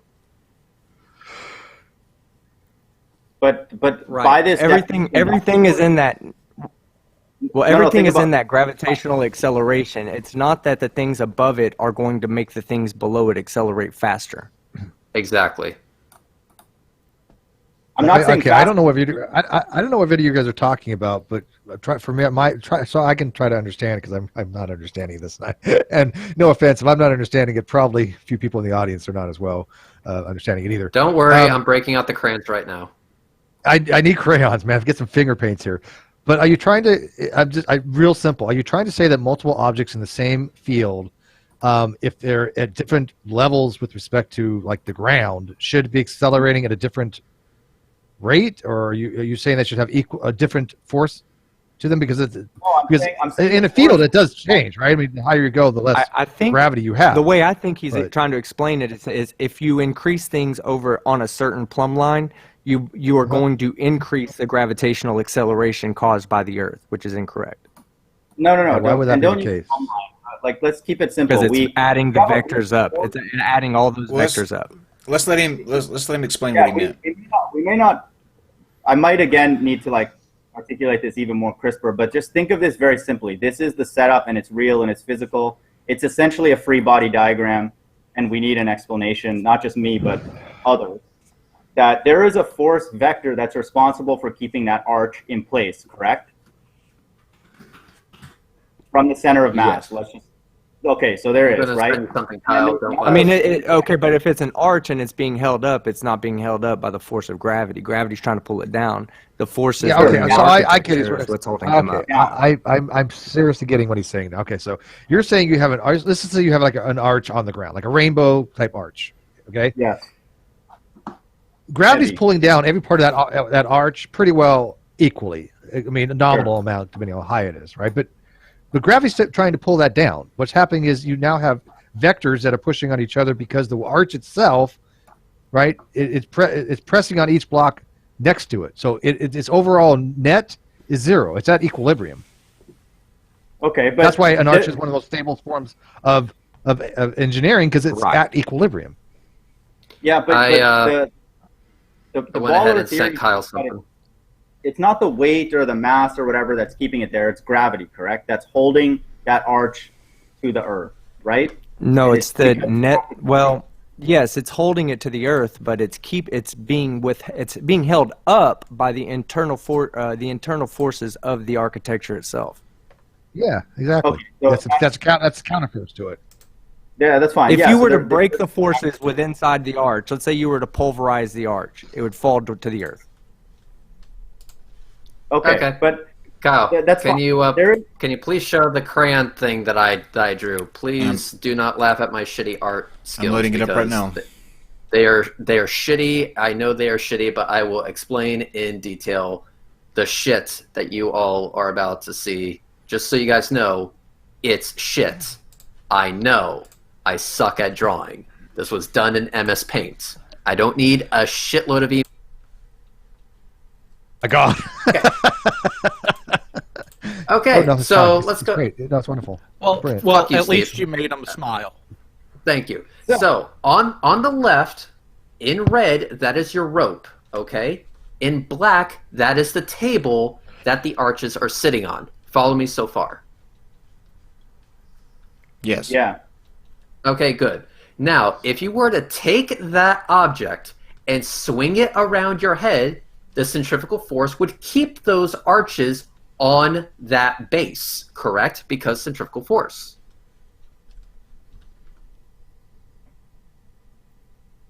I don't think so, man. What? Well, why would it not? That's what centrifugal force actually is. Yeah. Centrifugal force is. We're talking about an force is the.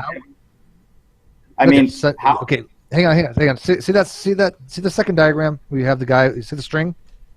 Centrifugal force is the force that is in that plane, pushing it outwards. Yes. So it's going to force whatever's in there to go in that direction. That's why it's going to stay on that plane. Have you ever been to the fair and there's that spaceship that spaceship that spins around really fast, and the force kind of pushes you up against the wall and slides you up? Yep. I think this actually will explain. I get what this is trying to explain, but it's not going to kind of get you to sort of weasel out the fact that there could be a force acting on that inner dot that could overwhelm it. So this doesn't answer that. What? Oh. Like what? Like what? No, okay. There's two forces at play. Yes. And they're at and they're 180 degrees. Well, okay, other than gravity, obviously, but you have two forces that are counter to each other, 180 degrees opposite. You have centrifugal force that's causing it to go to the outward vector. Okay, so if you look at that plane from the rope, what's causing it to go in the direction of the rope outwards is the centrifugal force. The 180 degree backwards of that force is called centripetal. But centrifugal force is not a real force. Centripetal force is. That's why centrifugal is called a pseudo force, because it's not really actually a force. It's just it acts like a force. It looks like a force. It's not really a force, though. Yeah, basically, if you were to do this experiment yourself, if you had those two arches on this table that is supported by the rope, as you see on the left side of the picture, and you swing it around and around and around so that the centrifugal force pins those arches to the table, the bigger arch isn't then going to arbitrarily crush the smaller arch, even if the top arch is made of concrete and the bottom is made out of Rice Krispie treats. Now I understand what the fuck you guys are talking about. Thank you for this diagram, Rids. This is actually really good. The gravitron. That's what it is. The gravitron. This actually made sense to me when I'm like, holy shit, I understand what the fuck they're talking about now. No, the bigger arch will not crush the little arch. There's no extra force on that than there is on the little arch. It still has the same exact centrifugal force pushing it outwards with respect to the strain. But, okay, just to summarize, maybe it's crystallized in your head, but we're still figuring it out. But the qualm we have, which I think that you guys get, is that there are two forces acting in the same place in three-dimensional space, and they're supposed to be of the same nature, gravitational. And so one would think that they would interact, just like... What's the two forces? Mind of God, let me ask you, what are the two forces that, just so I can follow you correctly?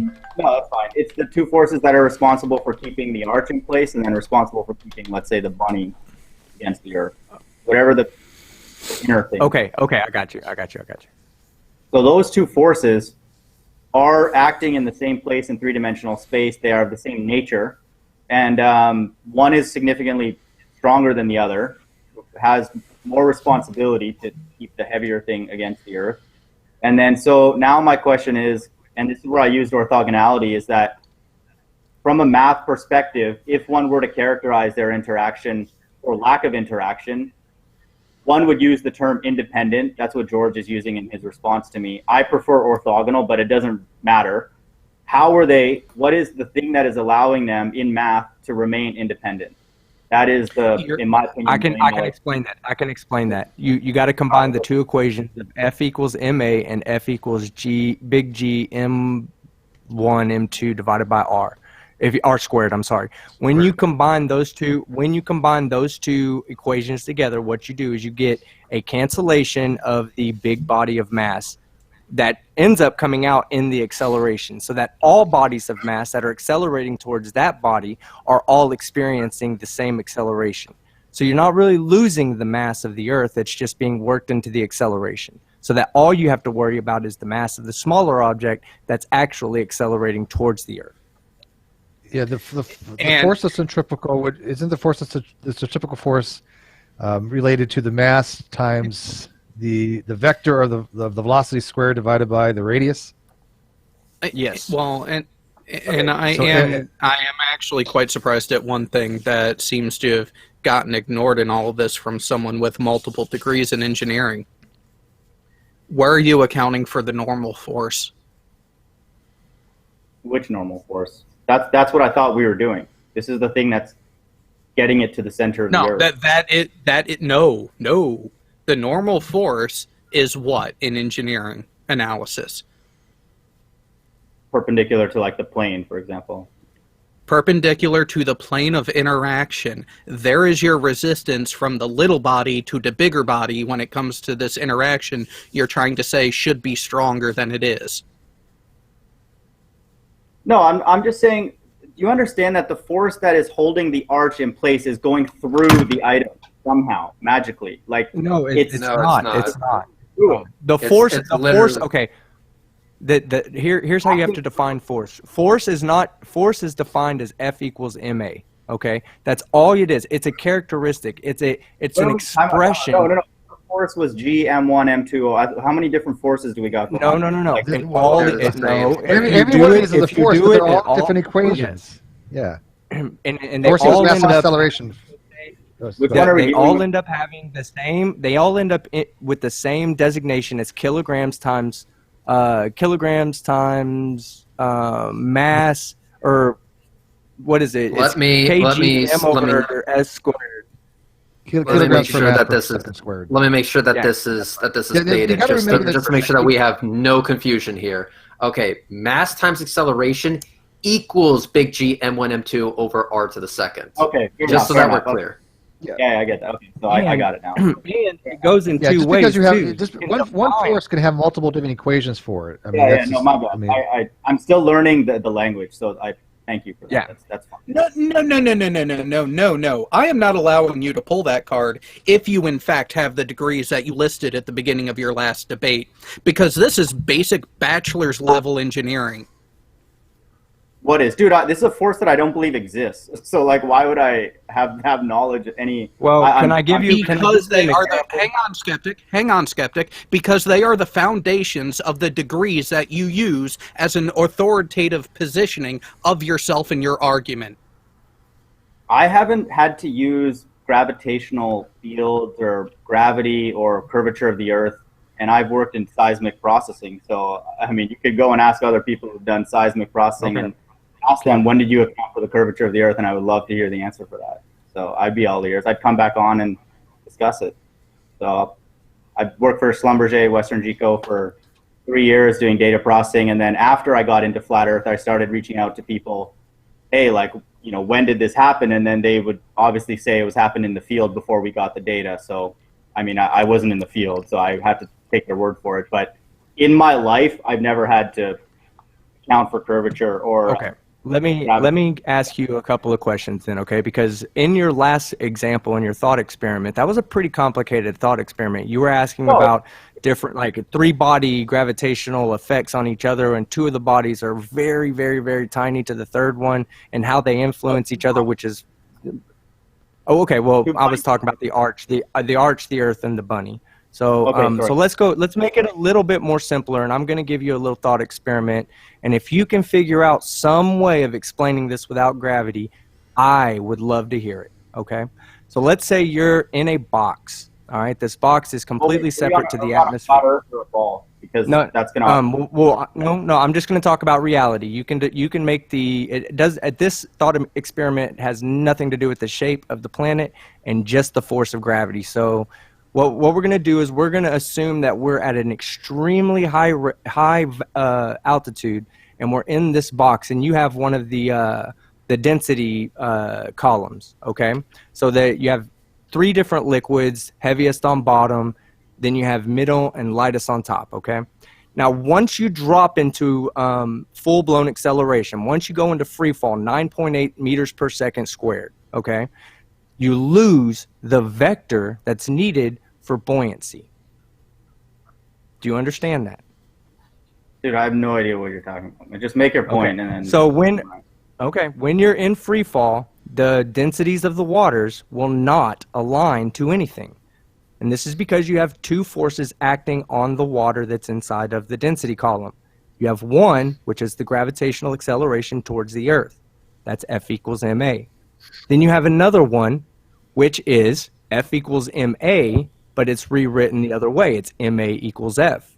So once you get the gravity column begins accelerating down, you get a force in the opposite and equal direction that is 9.8 meters per second up. So these 2 vector forces combined with each other, they're in exact opposite directions and at exact same forces, at exact same intensity, magnitude. Okay, so one has 9.8 going up meters per second, one has 9.8 going down. It net is 0. Therefore, there is nothing to align the column of density. Without the force of gravity going down, the moment you go into free fall, the vector force goes up, and everything will align up. Do you I don't see a problem understand with that at all. Great. So back to my example. So we have. No, please don't brush it off. Please don't brush it off. Please, I No, gave there's you, not- I truly treated your thought experiment. I gave you a true intellectual honesty here when I listened to you and I asked you the questions. Now, please listen to mine and try to explain that in your best engineering education quality level you can, okay? Just try. No, because it's ridiculous, man. That's not. Oh my God. Well, that's the way it is, though. I mean, you have to be able to explain that because that's that is the way observational it is. reality that I'm. So you're just going to blow it off like, because you don't have the answer. You just, I mean, if you say, look, the intellectual honest answer here is, I have no clue how to answer that question. I don't think And you. that, I will accept that. You want me to spin things over my head? You want me to send things through? No. He was explaining your thought experiment. I'm just giving you a new one. This is totally different. Please treat these as separate instances. Yeah, and mine is a static situation where a free body diagram can be made, which what I thought I knew what the equations were that govern them, but it looks like they're changing. But They don't thought change. they were. Everything changing? we just told you. I learned these everything equations we in just told you. That was 25 years ago. They haven't changed. Hang on. First of all, and when you say that your example is in a static situation, we can treat it as if it's in a frame of acceleration, being that you're in a gravity acceleration field. All right. So for our thing, when we're trying to explain this to you on, hey, why doesn't the bigger arch crush the smaller one that's below it? For exactly the same reason that wouldn't happen in a car that's being accelerated, or in that string and table example that I drew up for you, for the same exact reason. The gravitational acceleration field that's currently acting upon you right now is the same exact force you would feel if you were just floating in space, sitting in a chair, but being just accelerated upward at 9.8 meters per second squared. You literally would not be able to tell the difference if you were in a box, period. That's true. That's fine. Do you agree that those two forces are acting in the same place? And maybe this is the part that we don't agree that they're. Are they? Okay. And they're the same Forces nature. are just characteristics. Forces are characteristics of objects. Okay, that's all it's a characteristic of mass. Okay, if you want to know what the characteristic of mass is, you say mass equals force divided by acceleration. All right, so you can take the acceleration, you can take the force it's exerting, you can divide it by the acceleration that it's in, and you can come up with its mass. Force is just a characteristic of an object. I would disagree a little bit on that. Force is actually something that changes the vector of something. Force is something that actually changes. That's the way I. You're would right. You're right. I know what you're saying, but I think there might be some pushback on that because that's it defined. Wording aside,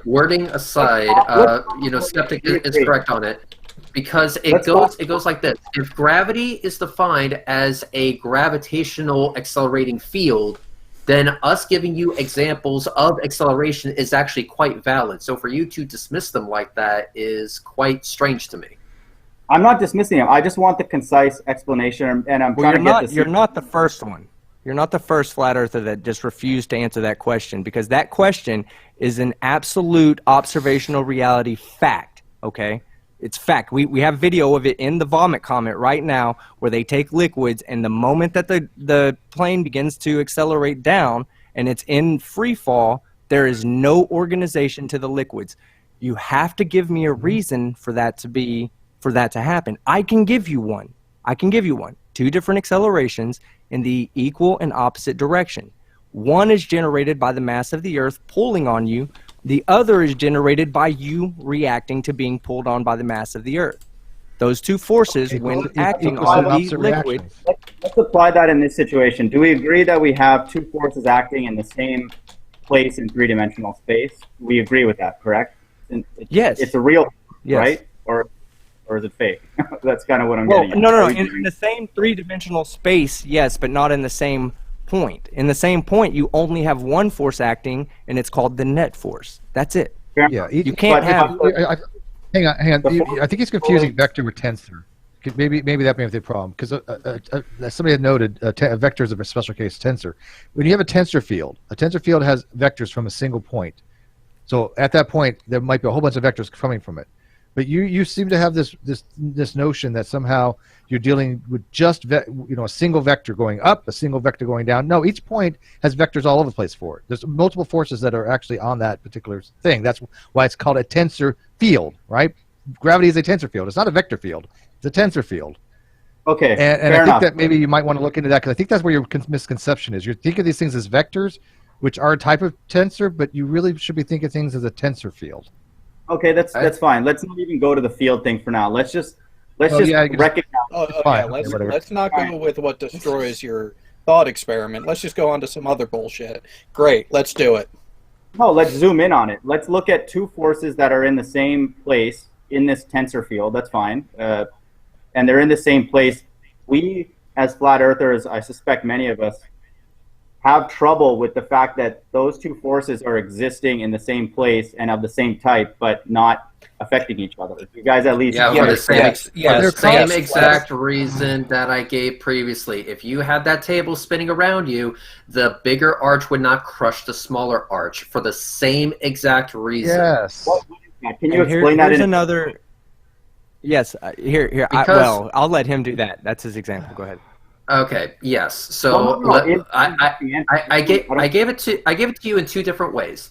If you are in a car, let's say you're sitting in the back seat, and you have some fat ass that's sitting in front of you in the front seat because he can't fit in the back seat, and I accelerate my Nissan GTR to 0 to 60 in 3.5 seconds. Okay. Let's say I'm able to do that. Would you or would you not feel the exact same force that the fat ass that is sitting in front of you is feeling? Would you not feel the exact same force? Yes or no? Just a simple yes or no.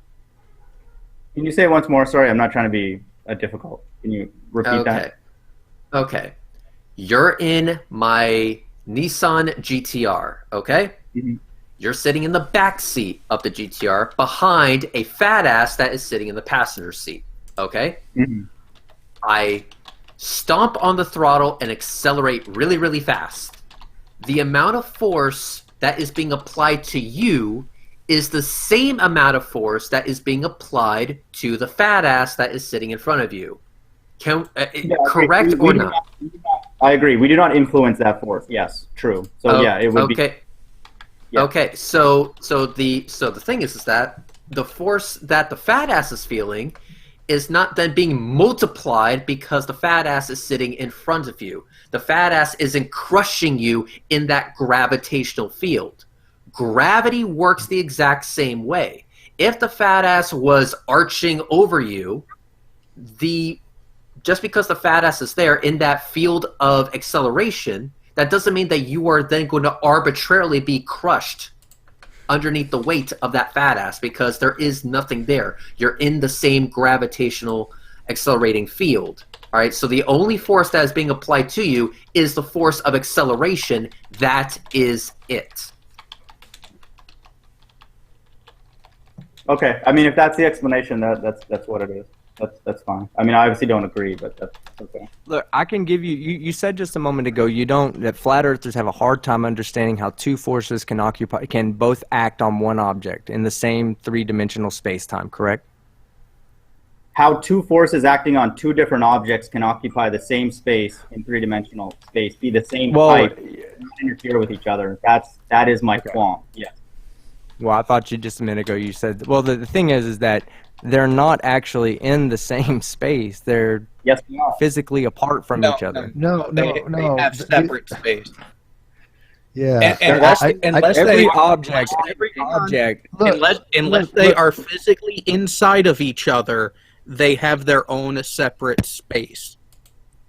How? Look. Do you know? Let me see if I can. Because you're not putting the fucking bunny in the footing of the arch. Mind of God, when you're talking about all these hang on, mind of God, when you're talking about all these forces, there's a summation of them all at every given point. There's a overall normative force. At every given point, there's the whatever forces are on it. There's going to be a summation of forces at that point. Okay, that is so the forces interact with each other. So if I have two things that have mass, each one has a gravitational field. Those gravitational fields are going to be such that there's going to be a point between them where it's going to be stronger, it's going to be weaker. Just like the Earth and Sun, you have Lagrange points, right? Lagrange point 1, 2, 3, 4, 5. These are null areas, basically, of gravity, where it's just, you're going to have a state orbit where it's going to stay there, right? It's not going to go any more to the Sun, any more to the Moon, because that is the point where at that particular point you have a summation of zero of all the net forces around it. Yes. The object's not going anywhere. This is why you have satellites at Lagrange points, because they don't go anywhere. There's no a net force causing it to move any more toward the Earth than it is to the Sun. It's causing it to stay there. So when you're looking at a point, certain things do not move because there's no overall net vector or force changing their vector. So when you're saying that these forces are not occupying or they shouldn't occupy the same space at the same thing, why not? It's just they're just forces that they're having an interaction with each other, and then they have a net at each point. That's it. I don't really know how much easier to explain it. I'm saying they are occupying the same space. I have no issue with that. My concern and what I think about it. Hold on, but you just said the arch was above the bunny, so how are they occupying the same space? Dude, there's a force apparently pulling this thing, and we can't see it, according to your theory, that's yanking this thing towards the center of the Earth, man. What do you mean? This is not something. No, but no. Okay, so they're occupying the same local area of space-time, not the same points in space. What? Yes. What? So okay, so they're within proximity of each other, but they're not in the same point of space. Do you understand that? Yes, the one one above it is shooting through the one beneath it, correct? Nothing shooting through it. It's inside of a field, and it's reacting to the field, and it manipulates the field by being inside of it. So even ball. I'm sorry. I mean, that's the part that you would lose me. That's the voodoo. If that's the answer, then I got nothing else. Yes, because you're ignoring the normal force, not to mention a buttload of other interactions that are going on, simply because you want to overly simplify it to fit your asshat backwards mind fuck of a degenerate cult that you've decided to buy into. Well, my God, I don't want to get personal, but he has a kind of a point. Do you not think that everything you do is only because you want it to fit your narrative? Obviously, these guys know their shit. Okay, I mean, they know way more about their shit than I do. Trust me. They know their shit. I know enough to know that they're right, and that's about it. I can't. Why are you describing it as shit? Because what you're saying is shit, obviously. But don't you think though that for a second, all these people that have educations, all these people that know these topics, all of them that write the papers, write the books, you're not smarter than them, dude. You're just not. Do you not think that the limit? I get it. I'm not smart. Do you not think that the epistemic limit and problems in conceptualization of these things are on your end, and that you want it to be flat, but the problem is that reality doesn't care about what you want. Reality doesn't fit your narrative. You are so dead set in your ideological belief system that the Earth has to be flat, that you will not take anything that these people have said to heart. I mean, exactly what he was talking about, the buoyancy, is a great thing to explain what's going on here, and you just pissed it off like nothing, like fiat. Okay, well, whatever. There are reasons why the Earth is not flat. There are actual tangible reasons anybody can go look at if they learn this information properly. And I'm just wondering, do you not admit that you're just an ideologue at this point? You don't care whether somebody presents you evidence or not. It's going to be flat in your mind regardless. I mean, be honest. Just to clarify, I did not give you anything that you had to take my word on. I gave you an actual experiment that you could do yourself that demonstrates that I am right. I don't just tell people I'm right. Mm-hmm. I demonstrate that I'm right, and I give them an experiment where they can demonstrate that I am right. So I challenge you. Go ahead and have someone accelerate you in a car with you sitting in the back seat with a fat ass in front of you. I know a few fat asses that will be more than happy to step in. I can also give you a great link on IKEA where you get some cheap plywood and some string. with two arches, one made of brick and the other made of Rice Krispie treats, where one is not going to crush the other while being in that gravitational field. It's the same exact shit that's going on with arches in gravity in your example. One does not crush the other in the first example. One does not crush the other in the second example, both of which you can test yourself. And by that alone, you should know that one is not going to crush the other in the third example, which is the arches being on the ground of our beautiful round Earth.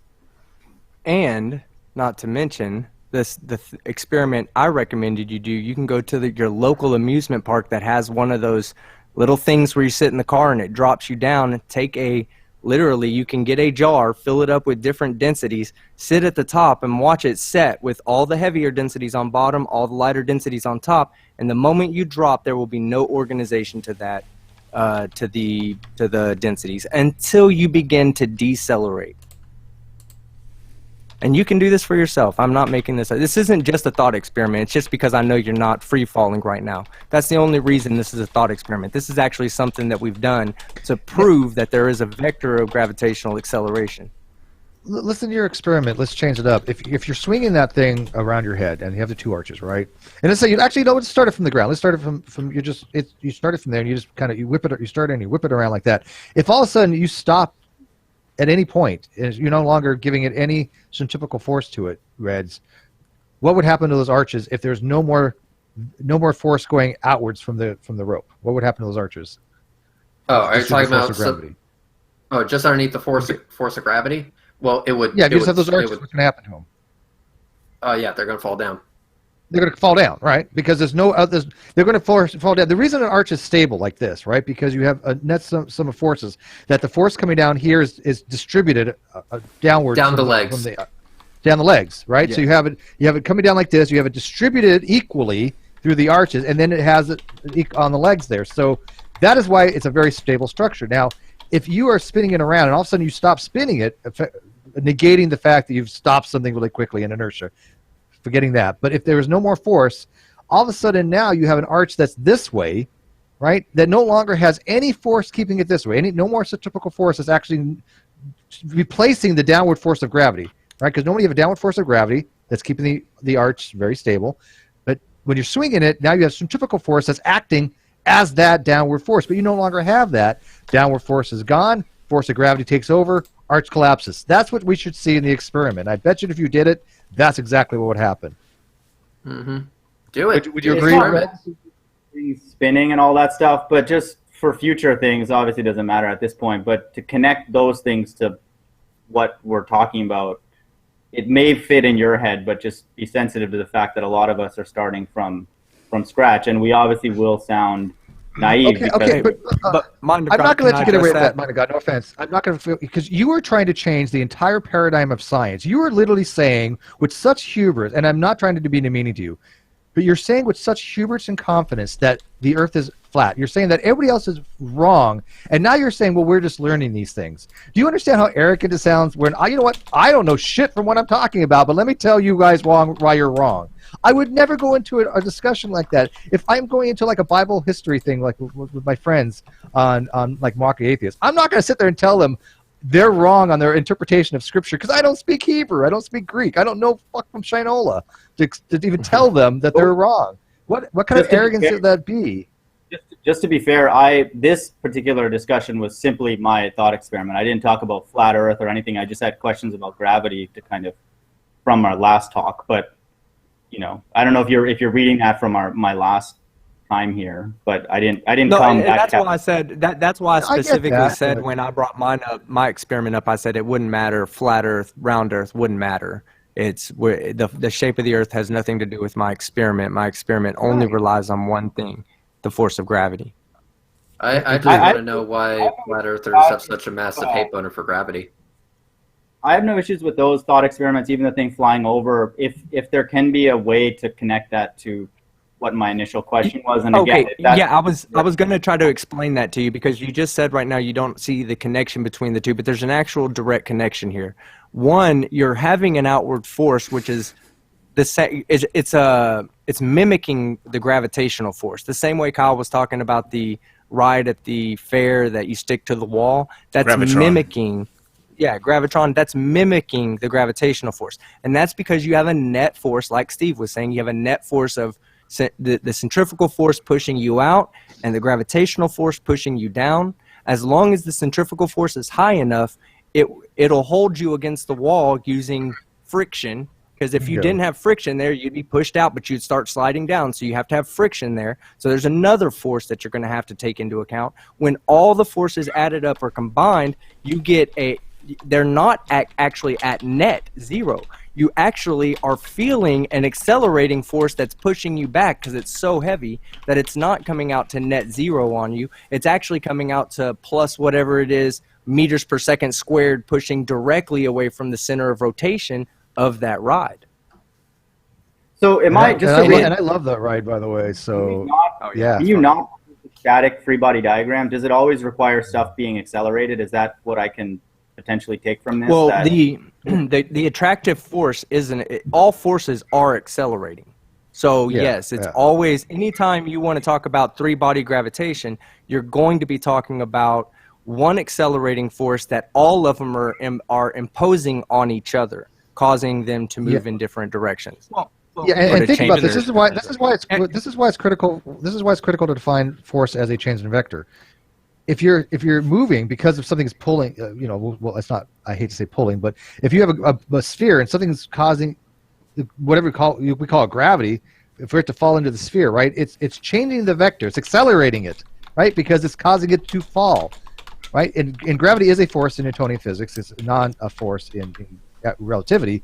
But what's happening? If I'm being falling into the gravitational well of a planet, right? I'm experiencing gravity. At each point I'm changing my vector because I'm changing my direction or magnitude until I reach in free fall. But it's a force being acted upon me, right? I'm changing somehow my vector because of that force, because of the gravitational well. I'm moving towards the Earth. That's all it is.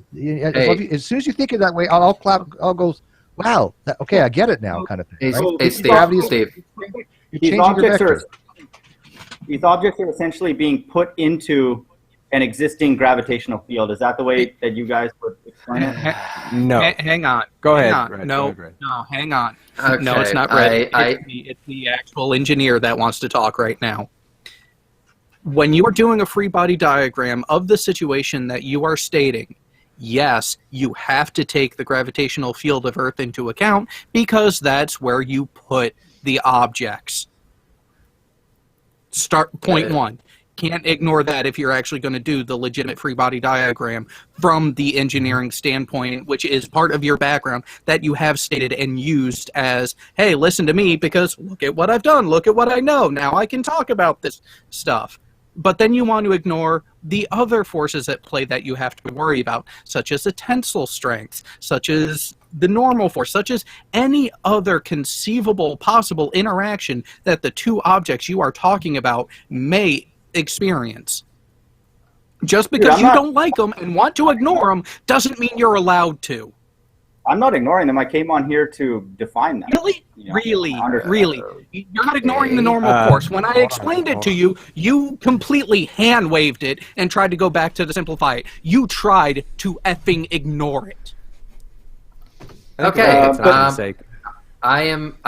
So what I'm trying to say is this: I'm actually done trying to explain the eighth grade level science to do with gravity. So I just have something that's really irrelevant but still very important, at least to me personally. So, Mind of God, have you changed your opinion on SpaceX yet?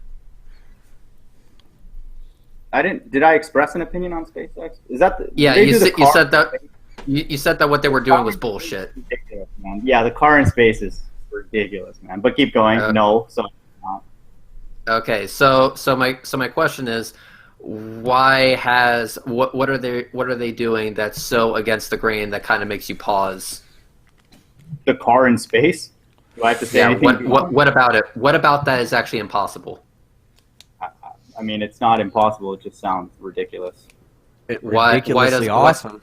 it's ridiculously awesome. I'm surprised no other private company who has billions of dollars to throw around didn't think of it first. My question still remains, though, is why is it so ridiculous that you don't believe it, even though you just accept that it is possible? I mean, that's not my strongest point that I would use to refute Fall Earth. So I wouldn't. I'm not saying it is. I'm just wondering why you choose to disbelieve in something that's totally possible and has actually been done. It's a lot of it is the stuff surrounding it, which is what we talked about in the hangout after. Is just the whole kind of vibe around something like that just doesn't feel right, to be honest. Like, it's just not the way people would react if they did accomplish something like that. That's the best I could express my concern. And you're an expert on how people would react. Do you think they're underreacting or overreacting? My perspective, like, that's all I can give you. I mean, that's what it is. What would be your expectation of how they should react? And I don't see how the reaction has anything to do with the science. More like Reds does. That's what I was telling him in the hangout. He's more excited than a lot of people who Reds. Flat Earth I thought Victoria, it was indulgent, but it was Flat Earth cool. Victoria Canada says, "Come on, Reds, come on, Reds, a car in space that goes around like a carousel." LOL. So Flat Earth Victoria, Vicky, as we like to call him. So Kyle, please refer to Flat Earth Victoria as Vicky from now on. Vicky, we're going to need an email from you so that we can get you the link to this hangout so that we can put your views up for scrutiny. As I was saying, in that exact same hangout, which is still live on my channel, and anyone can go watch it, I showed you a video of just how the entire SpaceX team was reacting. Let me go ahead and just give you guys a brief synopsis. They were losing their fucking minds. So they're not acting the way I was reacting. They were reacting much more excited than I was, even though yes, I was genuinely losing my shit after seeing a Falcon 9 land right in front of me. But after they accomplished that goal first, oh my god, it was registered as a fucking earthquake because of how much cheering there was. Play the press conference with those three guys back in the day, Armstrong, Aldrin, and whatever that other. That was funny, man. Like, they looked like lost. They look like they've been in space. They look like they've been in space for about 3 weeks, 2 weeks, something like that. I'm going to put you. Conference happened. The G-forces that are involved in taking off. I am going to put you in a tin can with a very real possibility of dying and basically making you shit in a bag for a few days, and you tell me if you come out of that excited. How many days after was that when they? Oh yeah, and by the way, after you land, I'm then going to quarantine your ass for an additional 2 weeks. Dude, if I came from space, I would be stopping everybody on the street, telling them what I saw. You want to know what you would do. You don't know what hell those people went through. I mean, you put them in front of people if they're still not feeling well. Like that's people taking a shit in a bag in a tin can with a very real possibility of dying. It kind of takes a mental strain on somebody, believe me. So yes, space is cool. Space is epic. Look at me, I'm floating, Mom. That's all well and good, but after being in a tin can with a real possibility of dying and having to shit in a vacuum cleaner for a few days to a few weeks, I would kind of be fucking over it after a while. I would be like, get me the fuck out of here. As soon as I'm done plunging through Earth's atmosphere, there better be a fucking pizza waiting for me, otherwise I am going to be pissed. Yeah, because you got to imagine, like, they had just recently had lost an astronaut on the landing pad. Once that door shuts, it's life or death every moment. From that point forward is life or death. So for them to get back and say, "Oh my God, we made it! Hey, America, come see us! We made it!" No, they're going to need some time to process that, and that's just normal human reaction. The physiology, I'll give you guys. Maybe they're tired or drained, but looking at each other, asking what they saw, what they didn't see. I mean, that you have to admit is out. Dude, I got to tell you honestly, they could be high-fiving each other. They could come out there buck-ass fucking naked going, yeah, I'm going to give a shit what the fuck they did. That doesn't change the fact that they went. It doesn't change any of the science. it seems like you just want to negate everything before you're telling you. Go, they didn't do what I expected them to do when you had no idea what the hell it had been like to strap on a Saturn V5 rocket. I don't know what the fuck rockets they use. It was whatever here's rockets the point, they use. though. Saturn You guys- V5. But what was the actual rocket itself? I mean, also, Steve, just to be clear about this, two people can remember the same exact things in completely different ways. For example, the first time Kyle had sex, it was like, oh yeah, it was amazing, it was great, it was epic, and That's not true, I'm going to actually. remember this from the rest of my life. But then his partner was you like, gotta remember, the first time he had sex was with a woman. Actually, it wasn't that great. He was clumsy. He tripped on me. That is he accurate. stubbed his toe. That is accurate. Rez, you don't seem to realize Kyle's gay. When he first time he had sex, he's like, "This is not how it's supposed to work. What the hell am I doing here?" So basically, Kyle was having fun and enjoying himself, and he remembers it as gold in diamond in the rough type of shit. I'm talking, this was like Aladdin fairy tale shit, while the other guy was looking at this as the Saw series. A whole new world. Just imagine. No, it was the first person with a woman or a man. That was a woman. What, my first time having sex? Yes, it was. Yeah, that's what I said. That's why I would be like, you're like, no, what? Yeah, Dude, it's actually the no. opposite. It was actually the opposite. Oh, you liked it? No. See? I told you. Why are we talking about my sex life anyway? This is about the shape of the Earth. It's much better. Listen. Okay, fine. Let me rephrase. I'll do a completely different example. Okay, the first time Jared had sex, he remembers it as amazing. He was the biggest fucking porn star you can. I mean, his schlong was as wide as it was long, and it was just like a bus.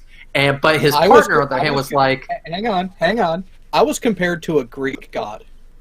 Yeah, but his partner was like, actually, it was more like I needed tweezers and a microscope to see it. It wasn't really that special. They remember the same event in two totally different ways. Let me say this: if we're going to compare it to my sex life or whatever, a lot of these definitions and some of the things that have been talked about tonight were a lot more painful than the first time I ever did anal.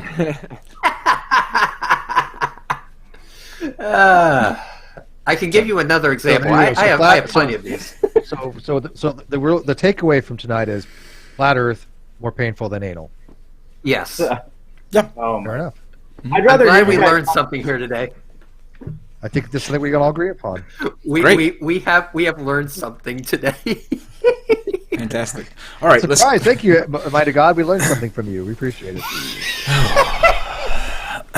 Let's get these super chats out of the way. Okay. Please. Can we go home now? Oh, that was funny. Are you wearing one of those things right now that when people tip you, it vibrates? That's after this show. That's the after show. Yeah, that's chatterbait. I'll be sure to get my bitcoins ready for you, Kyle. You don't have to pay. You don't have to pay. Let me ask you, Mind of God, are you willing to come on my channel after this and talk about SpaceX? Because I have some shit I want to show you. By the way, he's saying SpaceX, not SpaceX. Wait. No. Yeah, I was about to ask that. Because I thought he said SpaceX. No. It is SpaceX because watching SpaceX do its shit is sex. Okay. More famous. We have the best live chat. I've ever said that. We have the best live chat. We do. They're so funny. Okay. I've read that one. Okay. Henry Leroy says, what about the rest of the universe? Are all planets flat? Are all planets flat? Mind of God? The stars? Yeah, no, or like other Jupiter, planets. Saturn, Mars. I don't know. I mean, I just kind of bite off the little bit that I can chew. I'm not the expert in that, so. Okay. Shocking. Next. 0132 Anti-Flat Earth is a military conspiracy. Steve, Team Skeptic, and Jared on one panel. Proofed. That's true. Fifth Element. Where's our favorite whipping dog Jism? The Art Bell late night talk show host wannabe. Please ask the Morgile to debate. It would be hilarious. Oh, get I out of would jail love first. to rip that dude a new asshole. Isn't he kind of indisposed, He's in so to jail. speak? He's in jail. Yeah. Yeah. Oh, he's in jail? Tim has some. Yeah. Tim Osmond has some great commentary on that. I listened to something he said the other day, and that shit had me rolling.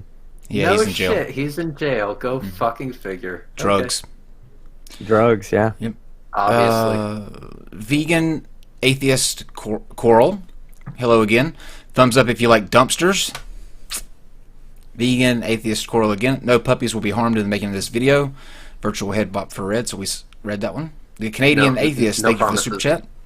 Hey guys, hope you'll be able to come on to chat soon. Cheers. We hope you all will be as well.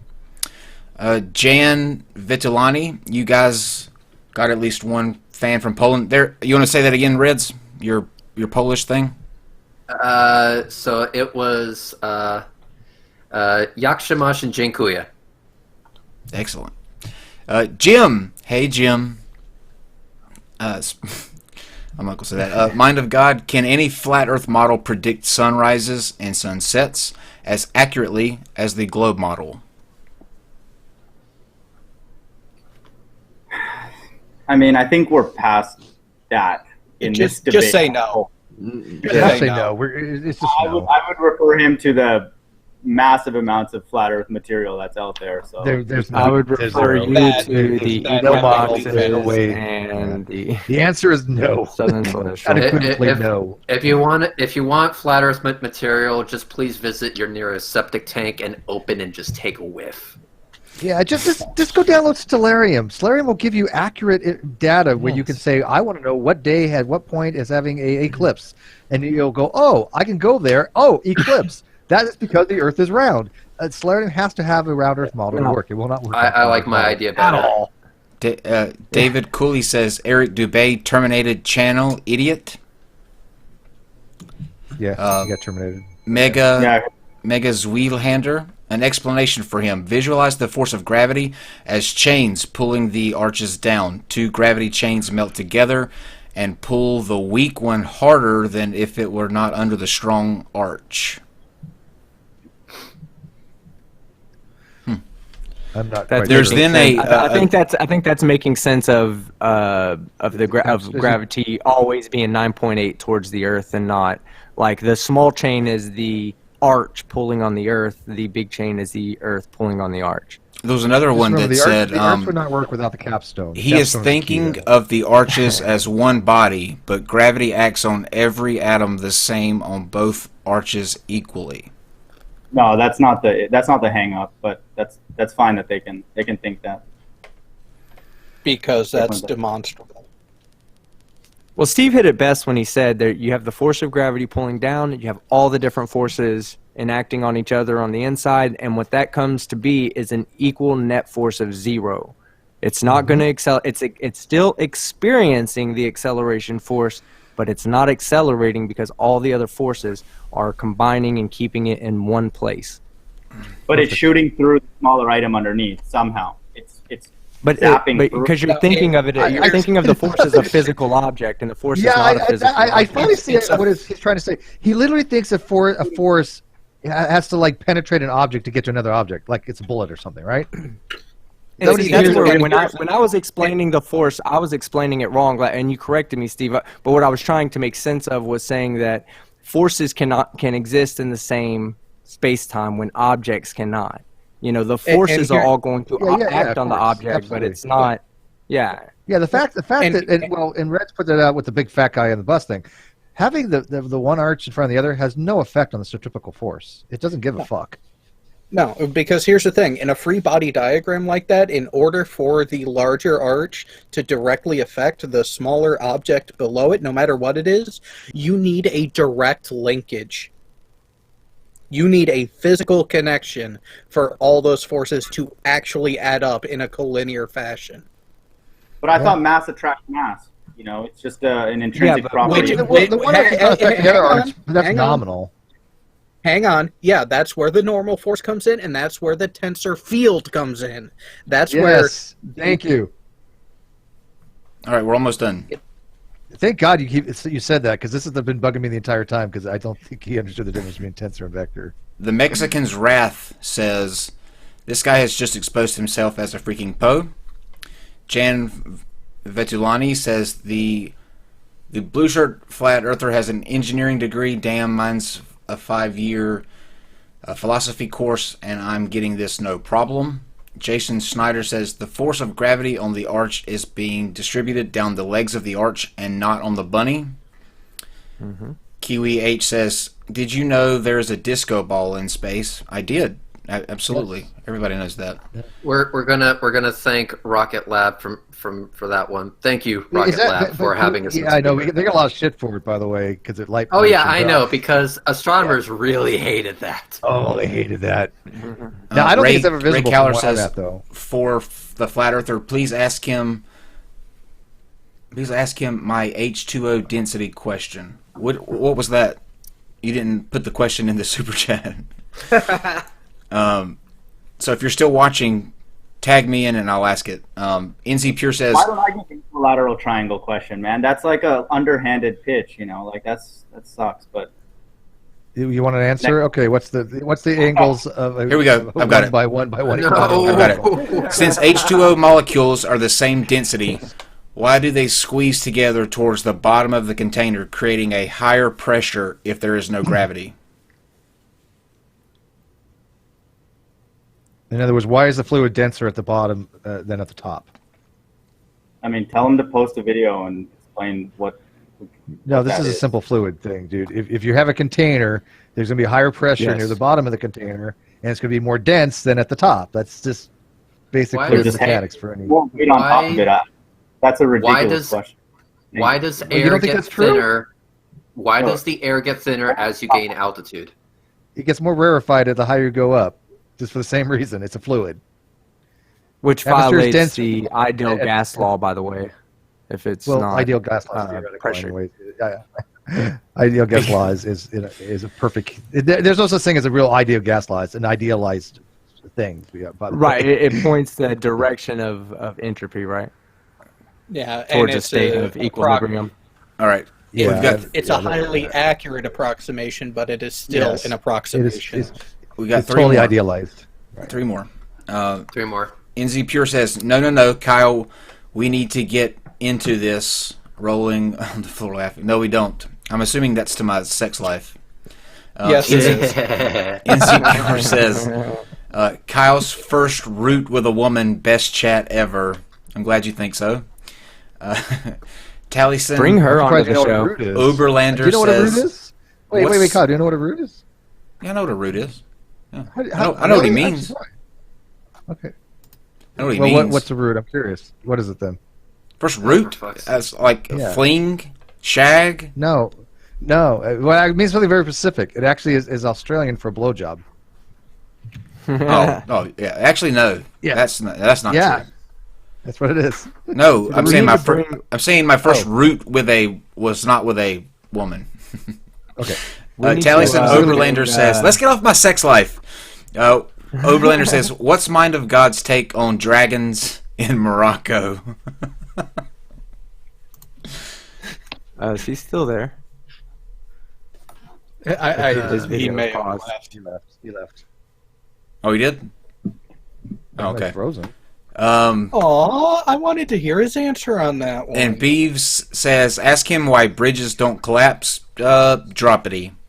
Theory of droppity.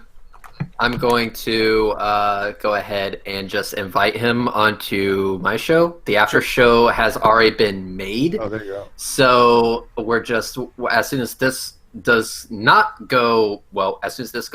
live, mine will go live. So there you go. Say what you got to say, Reds, and then get the fuck out. I like your style. So, Mind of God, message me, maybe? Let's do this. Let's talk about SpaceX and how what they're doing doesn't make sense. We can talk about how people react to awesome shit happening. Okay, bye. By the way, Steve, the live chat is correcting you. That is not what root means. Root means what I said. No, it meant. well, no. See, I still think they're wrong. Now I could be wrong, but the reason it's root because a woman goes down to the root when she Oh, goes nope. the PJ. Brad That's Craven not says, Steve, I'm an Australian, and root does not mean what you think it does. Okay, well, I'm gonna let the Aussies correct me then, but. I just texted a chick and asked her if I could get some root tonight. She ain't gonna know what the fuck I'm talking about. Hold on. Yeah, exactly. I'm gonna listen. I'm gonna read what Smitty said, Steve. Can you say on air that you were wrong and Kyle was right, please? Yes, if that's the case, I was wrong and Kyle was right. Oh, somebody please isolate that. I'm just kidding. Thank you, King. I learned when I was in Australia, they called it something else. So maybe they just obviously they told me wrong then. Oh yeah, it's creative though. Your version is creative. Get to the root. Yeah, that's what they told me. I was in Australia. That's what they told me. So I guess like this. Oh God! All these years I had this information. See, that happens. It happens. Jared, how about you say what you need to, and then kick over to Red's after show. Well, unfortunately, I won't be on the after show because I have to go fix another fucktard's mistake down at work, which is that call that we got right at the beginning of the show. So, unfortunately, I won't be on Red's panel, but I will be listening in. If I fix this motherfucker quick enough, then I will be on. Later. Cool. Yeah, I'm. Oh, mind of God, you're still here. All day long. We thought you sorry, left. He's got the blue screen of death, man. I'm back. What's Okay, up? we thought you left. Well, Reds is sending you the link to his after show. So say what you need to say, and then we'll see you over there. Yeah, no, I appreciate the the feedback. George sent a long message, and even though we disagree, and I'll keep saying this, I know that this is a very important topic, and it's contentious and all that, but I do appreciate the time, and all that. So, yeah, I'll see you on the other side. Cool. Yeah, right. just remember, fuck Australians. They don't exist anyways because they get paid to tell people that they're on the other side of the planet. They're actually just people in Europe that are making money off this scam. Oh, so shots fuck you fired. all Australians. I don't believe that, rich Australians. shit, okay? I love you all. I think you're all amazing people, and you've been nothing but fantastic to me. So Steve may hate you, but I love you. Their death shit over here. Everything in Australia will fucking kill you. That's why. I love you guys. Yeah, I was wrong, by the way. I was wrong. It is. I guess a root is relating to sex, not a blowjob. Kyle was absolutely right. The Australians in the live chat are absolutely right. Wow. I will self-flagellate myself as soon as this thing ends, and punish myself appropriately in capricious amounts of alcohol, and desperation and cures. Okay. There you go. Perfect. Team Skeptic. Yeah. Copious. I'm sorry. Did I say capricious? Copious. See, I'm so shocked by this. I was wrong on something. I can't get over this. Go ahead. I have just a small thing to address. I was recently hit with a copyright strike. I am going to be fighting it in court. It was done by an emotionally driven flat earther that didn't like being called an idiot. Unfortunately for him, I'm protected by fair use, and I can call him whatever the fuck I want to call him. So that's his problem to deal with. But now I am going to be fighting it in court. If you guys want to follow that, the progress of that case, I want to set a precedent, man. I want to end this shit now so that way, because to be honest, look, I've already gone back to the video to reply to comments and whatnot, and they see that it's taken down. They see who took it down, and some of those are going to be flat earthers. So let's say that I do this again to another person. If I don't do anything about this now, then the next guy's going to hit me with a copyright strike. Or Daniel Pratt. The guy that dresses up and he sits in his garage all the time and he has a blue hoodie on and he's kind of a little fat ass. I don't think I've seen him. Anyway, I'm hitting him up. He's gonna get it. I'll reach out to you, Kyle and Steve, because I have something that you guys might want to be interested in. I'm actually going to be redoing my video that he had taken down.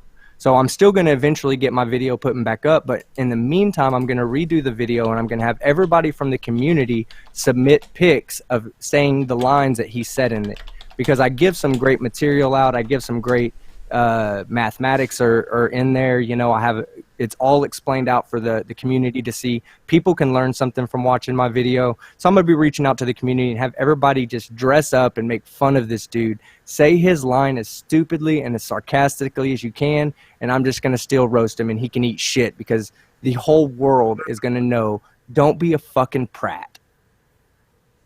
Don't be a prat. So is that copyright strike like where it's just demonetized, or you can't stream or anything like that now? No, I didn't get a community guideline strike. I got an actual physical copyright strike. Like, he submitted a DMCA takedown cease and desist order. On what grounds? Falsely. He has no grounds. Okay, I think so. He literally... Well, you can fight that, right? And he has to go to court to yeah. actually enforce it, right? Okay. Oh yeah, not just that, but once I submit the cease and desist order here in Texas, the venue, the jurisdiction's put in my county, so he's going to have to get off of his broke ass and come down here, which he ain't ever getting. That ain't going to happen. He's just mad he did an irrational, dumbass act. I sent him an email and asked him to do the right thing. You know, just take down the thing. I'm not even going to trip about it. I even told him he could come on my show and say he was sorry for doing it, so it gives him a way to look like, hey, I'm admitting to my mistake. I did what was right. My bad. And I would give him total respect for that. And he'd probably gain the respect of a bunch of viewers. But because of the way he's choosing to do it, I have to do it my way. And I'm going to love doing it my way. Fuck him. Just to let you guys know, before you head over to Reds, Steve and I will be on the Drunken Peasants tomorrow for their 24-hour stream. We'll be in the 7 to midnight block. So Eastern? Yes, Eastern. So join us for that. That'll be a lot of fun. We're gonna be dogging on. Well, actually, I'm gonna be having a discussion with G-Man, and Kyle and I are gonna have a discussion with G-Man. But I'm basically gonna shove some of the shit that he's talked about up his ass so far that is basically he would have to have a flashlight and a shovel to go find it. So it's gonna be good. And then on the 3rd, Sean G, who is a former flat earther, will be with us to discuss why he's not a flat earther anymore. And then that following Monday on the 7th. Apologia will be here in a debate against S.J. Thomason, Christian apologist. So join us for that. Okay. Right. Steve, say what you got to say and then get the fuck out. Yeah, I just want to get the fuck out. I'm done. Good night. I love you guys. This was a very impromptu thing. I've been talking all day. I had a 4-hour hangout this morning with Nate Brody, and Bert Poole joined us. If you guys don't remember Bert Poole, Bert Poole was a wonderful asset to the community. Very brilliant person. He very big name in the cinematic industry. He works for Pixar and some other stuff. He's a brilliant guy. But yeah, I spent 4 hours talking to Nate from the Three Black Helians this morning on my channel, and it was productive. I got to admit, it was good. We've reached a mutual compact with each other. He's not going to have a video about me or talk shit about me for the entire next year. So. Well, I'm going to on Google Earth for the rest of the night and finding dragons. So please, everyone, leave me alone. It's dragon time. And let me masturbate him, please. Thanks.